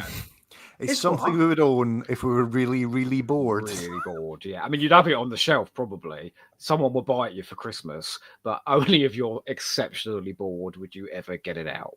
Is it Doctor Who Monopoly? It is not. Is it the what was it, Dylan? The Tardic dildo? You wouldn't be bored, you'd be horny. No. If I was exceptionally bored, it would probably be a TARDIS shower curtain. No. Or like a TARDIS fucking, like a kitchen towel. Getting colder. Okay. Is it a game? No.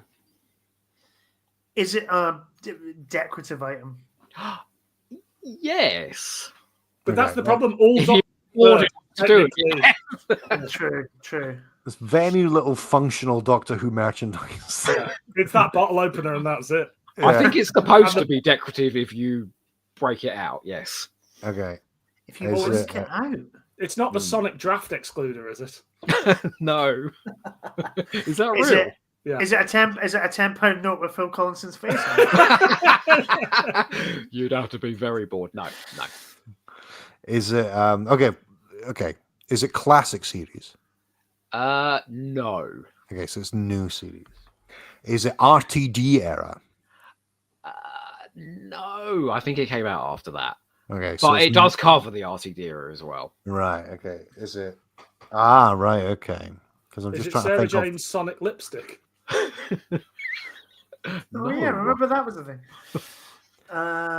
if you're really bored, you get it out. Is it one of those children's Dalek scooters that, as they pedal it down the hill, says "exterminate"?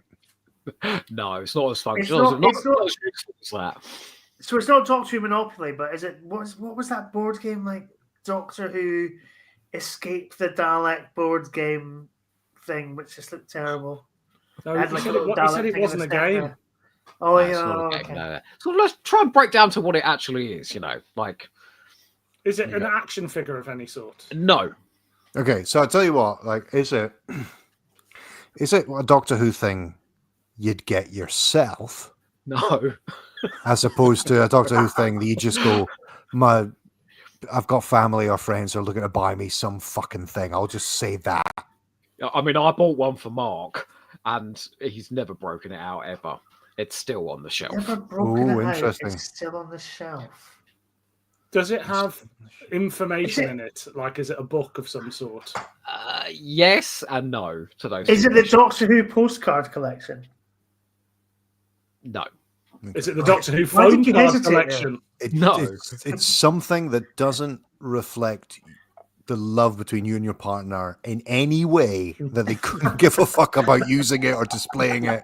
I sent another one to his podcast partner and thought they could do it as an optional extra for their podcast because they like doing quirky things. Okay, so there is at least some And chat. she ain't touched it. Fucking hell. Okay, like, what is it? Is it like, ooh, Doctor Who fucking balloon pump or something like that? You're kind of moving in the right direction, but it isn't that. Oh, okay. Is it like Is it Doctor Doctor Who, Who? like bunting? You sort of make something. You make something. Oh, is Doctor it Who the... cookie cutters, cookie dough. No. Although I'm so excited all these things exist. Is it like Doctor Who? Is it the Doctor Who origami book? Yes! Oh my god, yes, Mark. I've got one of those as well. Derek got me that for Christmas. Have you one year. used it? I tried to make a Colin Baker, but there wasn't enough paper. You must have been extremely bored. Oh, it's fucking tedious. I flicked through it. I thought the amount of work you'd have to do to make a really shit. It's quite Dalek. fiddly. It's quite fiddly. I wanted to Yeah. make a Moxa Balhoun, but yeah, it's. Thank you for indulging me, guys. All right, I just wanted to do one of Doctor those. Who origami book. Okay, Yeah. perfect. Getting back on track, Derek. The highlight of my small collection is a dedicated signed photo from John Pertwee. It's a painting from a company called Slow Dazzle. I remember Slow Dazzle. They used to do the calendars in the 90s and noughties. Oh yeah, I remember that. You said that like it was an enemy that had wronged you, but you don't know yet how One to of get my- your revenge. One of my favorite Derek signed photos that I don't know if he's still got it. I don't think he does, but I remember he told me he had a signed photo of Noel Edmonds, and the photo of Noel Edmonds was him fucking driving a dune buggy. Derek can get in the chat and clarify that, but that is a very strong memory I have of Derek's signed photo collection. Dylan, I've just noticed your subtitle of BBV expert. That's what I am. So I've just Googled Noel Edmonds driving a dune buggy, and I tell you what, mate, it doesn't disappoint. It doesn't disappoint. Could you Google it and then share the screen? Because I don't know. I don't want to fuck around with technology. Talk amongst yourselves. Jesus. Sorry, I just realised Luke Malloy had been, for some reason, the link's not working for him, so I've sent it him again. Oh, okay. Oh, we left him 15 minutes ago. He's still talking about Marinus. Oh wow, there's quite a few. I know. Just the Google images and all of it. Maybe is can I worthwhile. just like? Hang on. I don't know if this is. I don't know if this is the signed photo right now. that Derek got, but I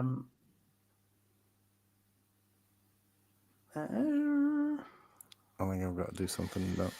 no, it's fine. I've got it. Oh wait, is that shared? No. Entire screen. There we go. I guess we'll just have to all imagine. I am. Yeah. Oh, here we are. Look at that! What an There we are. action shot! I can't see anything. I can't see That's anything. a Oh, stage. yeah. Hang on. That is an action shot. I was Oh, imagining Wow. it was more akin to Vengeance on Varos or something like that. And then there's more. That looks a bit like John Pertwee and that trike from Day of the Daleks. It looks like That- if I mean, the that is Whomobile very- and Brum fucked. Like that's what it looks like. Look at how That is miserable as if that car is. Look at his That's face. horrible. Also, we've got. Oh, this I'm just one. driving a Noel dune Edmonds buggy. is living his best life. Look at that picture. He's had a Driving life it, and a yes. half, hasn't he? Look at the boy on the left. He looks terrified. Driving a dune buggy like he didn't kill a guy on TV once. Mark, I must ask you, what are you going to see in Darlington Cinema? I was just looking at your tabs there at the top of the screen. You should have taken the porn one off, but Darlington Cinema.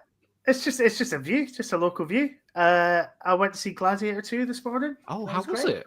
It was pretty good. I enjoyed it. I mean, the most exciting thing about leaving the house today was finding these. I know you'll appreciate these, Joe. The Star Trek Generations Weetabix cards. Oh my god! What a fucking Those Romulan uniforms were terrible, weren't they? Look They at were them. pretty bad. They That were pretty square shoulder.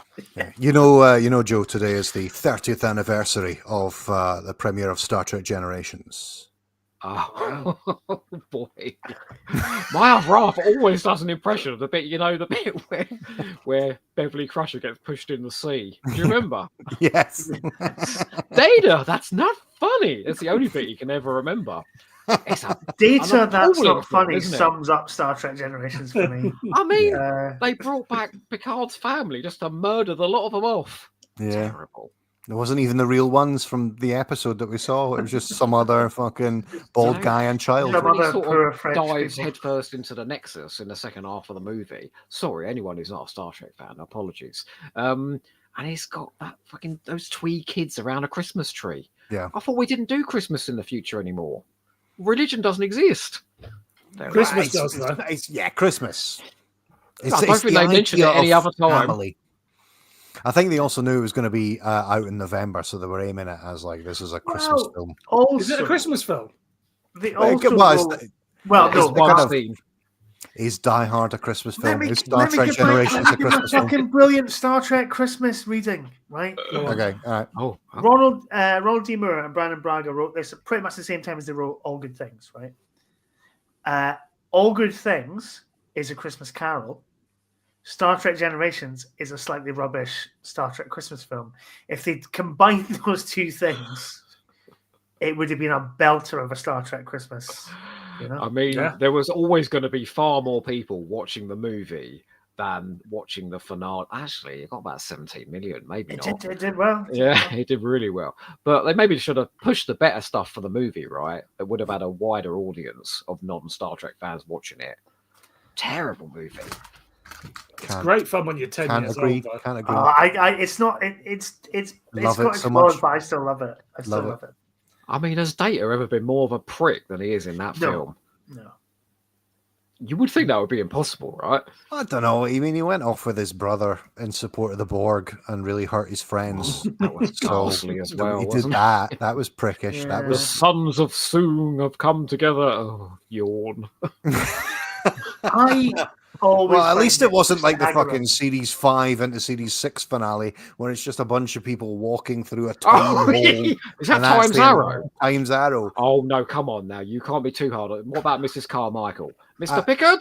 I need that's to be fine. talking. to you. That's You're absolutely racist fine. too. But as a cliffhanger between series, I mean, just walking into a glowing hole is the worst fucking. I would not come back for that in a couple of months' time. Yeah.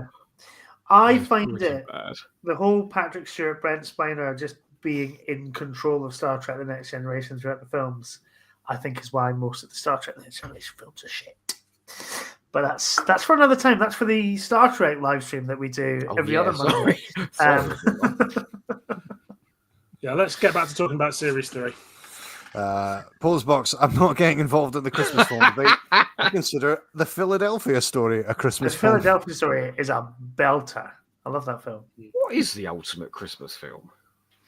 Muppets Christmas Carol. Why are we even Oh, having Yeah, a conversation? yeah, pretty much. Dylan looks like that's not the answer, so I want to hear. No, I what was just he's- trying to think. Gremlins, Scrooged. Oh, Gremlins. Scrooge is good. Great Christmas I feel like Dylan and I are just repeating a conversation we had a few days ago. Yeah, pretty much. Yeah, On other podcasts. but yeah. Was this on Too Hot for TV? yeah Yes, Christmas special. Oh, oh Yeah. what did you cover? I mean, we can tell you. It's We we covered the Christmas songs of Doctor Who actors. We covered the Christmas John Barrowman's inversion. Christmas album. Oh yes, John Barrowman's Christmas album. The Christmas how was it? inversion. Oh, How was the album? well, that's spoilers, but pretty fucking good. Do you put some clips in? I will do when I do the edit. Yeah, you just watch out. The Christmas inversion, which is a story where John Pertwee Katie Manning and Mike Yates show up in a little bit of the Christmas Invasion and meet Jackie Tyler from a short stories collection. And then Are you for real? You're lying. We're for real. Yeah. Is it Big Finish? No, it's BBC Books. They should know better. Big Finish. And it's written by Jacqueline Rayner. Oh, it's going to be gold then. Well. Oh. And then the final thing we covered was A Christmas Carol read by Tom Baker. Not the Doctor Who episode, just the Charles Dickens. Why would you thing. Put yourself through that again? Yeah, well done. No.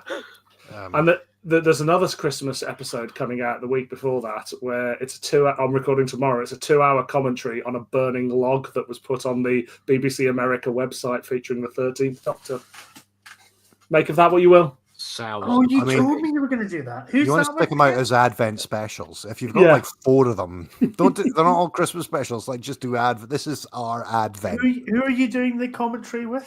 That's with Liam, aka Oscar Groucho. If any of you are around the BFI at 1:30 tomorrow, you'll find 2 men gathered around a laptop talking over a loop of a burning log for 2 hours. I do have to go to the BFI library for book research, but I think it's a bit late now for me to schedule it for tomorrow. That's the best thing about when you do those pub conversations. You still got no. Is you get to hear the conversations of the people around you as well. You know, I sort of tune you guys out every now and again and go, "Oh, what's going on the next table?" that episode I did with Michael Mills in that Weatherspoons that turned out to be amazing. The That's pub. a really busy Weatherspoons there. Yeah, but it was the pub where Big Finish used to go drinking back in the day, and we didn't even realise at the time. But I went for a wee before we did it, and it was about 5:30 in the evening, and there were 2 guys in the cubicle next to me just doing a line of coke. It was like, was it Nick Briggs and Gary Russell? Yes, it was. As we all know, they fucking love the bizzo. Imagine the creative juices that were flowing in that pub. Bloody hell. The Crotons versus John and Gillian. Oh, that sounds amazing. I'm the problem. I'm the reason they keep catering to people. Half buys every fucking thing they bring out. I found that the Broccoli Barge was the pub where I found out Chris Chibnall was taken over from Stephen Moffat. Because one of my best friends, Christine, she used to live around the corner from there, and that was her local. I was staying with her for like the first week when I was at film school, and that was also the week where they were like, "Oh, Stephen Moffat stepping down and Chris Chibnall's." And I remember sitting in the pub, chatting to her, and then just seeing like something pop up on my phone, and I was like, You know, your reappraisal of the Jodie Whittaker era on the Time Lash is one of my favourite runs of podcast episodes I binged it nice. very, very quickly. But it was just so refreshing to hear 2, may I say, very erudite people reappraising this critically mauled era of Doctor Who. It was so great. I was like, yeah, I need more people to do this. Yeah. Well, I think we both made I do miss her. Yeah, I miss her as well. But we did make the decision to not to deliberately be positive, but kind of just be like, let's not be those guys. Like, let's try and be constructive. And then actually, I remember saying to you, let's just try not, like, we don't want to go into that avenue. But then actually, you watch Moon and Fell to Earth again, and you're like, this is really good. And then actually, it was really easy. And you go, yeah, actually. Because when I was watching it, I didn't hate it. I just wasn't that bothered by it. It just didn't excite me the way that too loud, really. But you know, as I'm watching the Stephen Moffat era now for Strictly Come Dancing, you know, obviously I'll put on a bit of theatre in those and suggest that I hate a lot of it. But you know, I'm reappraising a lot of that as well, especially hearing other people's opinions on it. And when it's not the now, there's less urgency for it to be to your taste, you know? Exactly. Yeah. Well, you wait till that season 1 episode where we do the hamster episode where we do season 1. He's doing that one. I know. I heard. I was just like, oof. We've got him and Michael Mills coming on, who quite likes it. So that's a good lineup. But I'm very interested to hear Dylan's reappraisal, considering he tried to rewatch Space Babies. What was it, a couple of weeks ago? And you were just like, nope. Yeah. I managed about 5 minutes, but I'm going to have to rewatch the whole thing from start to finish. I'm going to go in and with my eyes and heart open excuse me, you were live messaging when those episodes were going out. There were some episodes of that season that you did like. Yeah, there you were. were saying at the end, I enjoyed that. Yeah, there were. What, 2 maybe? The Devil's Cards and Rogue, was it? Yeah, No, I think that was Rogue pretty was much. one, and I really liked the first part of the finale. I like Dot and Bubble, but I thought it was a horrendous production. Like, I thought it was like it was so Fine bad. Time. Has anything ever looked more like a wet weekend in Wales? Like my slap on as many filters as you want. Yeah. We know where you are. But this is why I don't buy the whole Disney, like, or Disney are pulling out. It's like, it can't be costing them that much. It's definitely not, you know? Yeah, where is the money going? I put on an episode of Flux the other day. I couldn't believe how cinematic it looked. Yeah. But I don't think Russell, I don't think gives a shit about cinematic sheen. Yeah. You look at all of his stuff, and it is as good as the writing is, as good as the acting is. Visually, it looks very televisual. Yeah. Who is it? I don't know if I will only say as much as anyone is comfortable admitting to, but who was it who was talking about the text that Russell sent to? What's the name? Yeah. Okay. Rachel Can we say Slater. more? I mean, yeah, sure. I mean, I heard this from somebody who works on the show via somebody else, so you know, it's that sort of it's that thing. But it was supposedly he sent a note back on her plans for the Star Beast, going, "This isn't a fucking film. Make it like TV." Chibnall did the reverse. He goes, you're thinking too small, burn the money. Yeah. Have you heard the theory on Twitter that if you change Rogue and Devil's Cord around, it's a better series? Like, it's a better, like, continuity watch. Interesting. So you have space babies. And I guess the showstopper is the Beatles. That's why they put it as episode 2. But it goes barely in into it. Yeah, but it talks about like Harbingers and Susan and all that kind of stuff. And actually, that kind of stuff feels like it's better as you go into the 2-part finale. You got like a 3-parter sort of thing. Yeah, because like suddenly there's a bit where they land in Unit HQ and they're talking about Susan's and Ruby goes, that's the name of your granddaughter you just told me about. True. That's true. Harriet Harbinger. Yeah, and then you have the Harbinger kind of the other thing about Rogue, putting Rogue as the second episode, is that he talks about the new boss. Yeah, which is obviously a callback to the Star Beast. Yeah. So that's a bit nearer to that, and therefore it wasn't very good, was it? So putting that out in the opening episode, I mean, it was the most tedious gay romance. So then also you have that kind of of my life, and I've been forced to watch Boys on Film lately. These shorts that they did at the thing, and Rogue was somehow worse than those amateur productions I'm forced to watch on a daily basis. I thought Rogue was one of the successes of this series, wasn't it? Oh, Joe Ford seems to be the only person that doesn't like it, so I can only assume he's homophobic. I've got issues with the ending. I think the drama of it completely falls apart. Because also the other thing that would fix it, the other thing that would fix it by putting Rogue second, is that whole bit where the Doctor gives Ruby psychic earrings.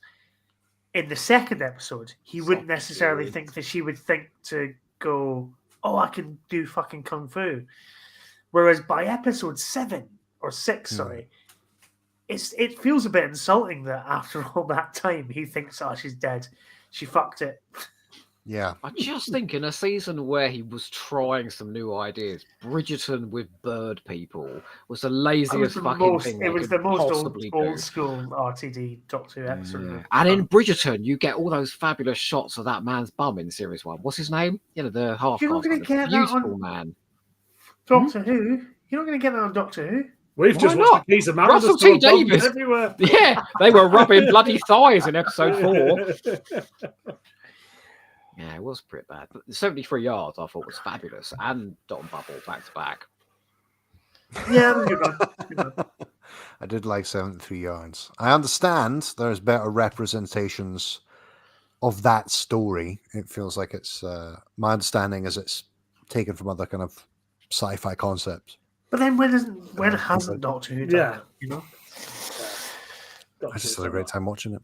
That's the thing. Well, we don't know what we're going to do about the shitty ones. I don't really want to start on them yet. Then do you know what, mate? We won't. We won't. Oh, I think we should do. I think we should do a series of On the Time Lash where we hear. Do Torchwood. Yes. No, I want to hear. No, what we should do is pair episodes and of one Torchwood Sarah with, Jane. like Do This two. Life or The X-Files or something. I want. The X-Files. Yes. I want to pretend that Joe and Dylan are showrunners, and they have to pitch 13 episodes of a series of Doctor Who. What now? And then no, just for On the Time Lash. Well, like month on month or whatever. You pitch us an episode, and then we have to pair it with a classic series that we have left, and then we evaluate whether that was a good idea or not. Okay, I've got my episode 1. Are you ready? Yeah. Okay, then I'm gonna have to go because he's gonna leave me if I'm not downstairs by about 10:10 because he wants to show me. He's some cracking open the origami book No, just for some something dreadful to do. 90s show he's found a DVD of that he wants to put on before I go to bed. I don't know. What's it called? Oh, I can't remember. I would shout, never but then mind. everyone will Never think mind I'm a domestic abuser. Okay, episode. This is going to be episode sort of 3. Okay, and they're on a planet. And there's a terrible disaster occurring. I've pitched this recently on a book club, and it went down quite well.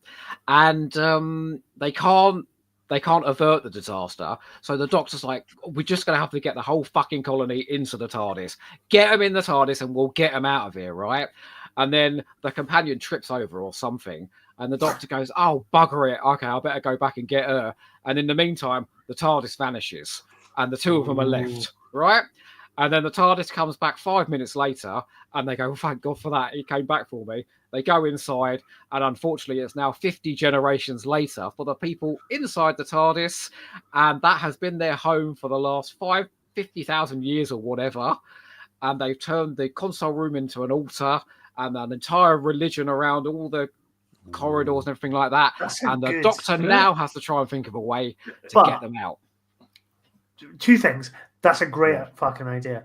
Second of all, I feel that that's like a great Doctor Who novel because nowadays the way Doctor Who works, you're not getting that done in 50 minutes. I think that's imagine such the 3 titles big, when he runs thing. back in and goes, "Oh fuck it," and all the time. Yeah, but I just feel that temple. to kind of pick that apart and do that properly, you'd need more than just like 50 minutes. Honestly, God, I know I do. Nah, to be honest, it sounds like a good idea that they would give and then position it like the middle of the series, like the Doctor's daughter, and it would be solved within 45 minutes. Yeah, maybe.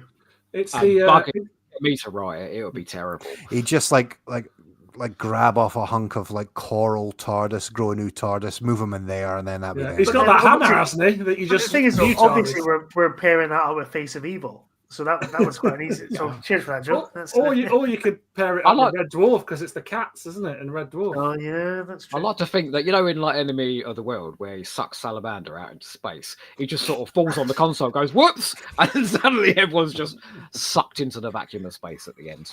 Simple, but there we go. It's got to be done in 45 minutes.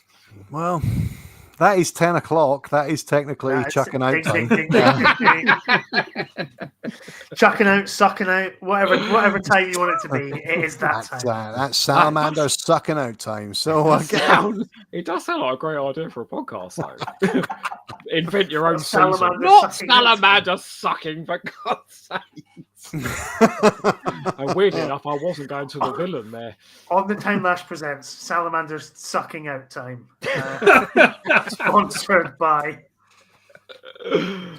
Well, shall we call it a day then? You said you need to go anyway. Should we call it a day? It's 10 o'clock. Okay, we're going to end the stream. We'll do this. We'll do a Christmas special, I think. Yes, we will. Christmas drinks. But thank you, everyone who has joined us. And Derek had emailed another round for us. We're going to go now. Sorry, man. Oh, no. Week. What is that? Dexy's what is it game? Ah, of course. Oh well, next time. We'll keep that for December. I like how we played the game and then you were told the name of the game. You're like, what? Do me a favour though, guys. Next time, give us plenty of notice of the date, all right? So we don't book anything on that night. Okay. Fair We'll enough. figure out the Christmas one in advance. That's Cool. what we'll do. All right, lads. Everyone who was watching, thank you very much. We're going to end the stream now. We'll see you in December. Does anyone have anything they want to plug before we go? Everybody knows, right? Everyone Cool, knows. lads. Everyone knows. Yeah, I would like to plug On the Time Lash, a fantastic Doctor Who podcast. Okay, I've not heard check of it it. out. Any good? God bless them. Oh, you should see the two guys on it. They're so sexy. No. Yeah, That's the only reason I keep Joe around. It's just for the compliment. All right, folks. Cheerio. Thanks for joining us. Good night, guys. Bye. Yeah.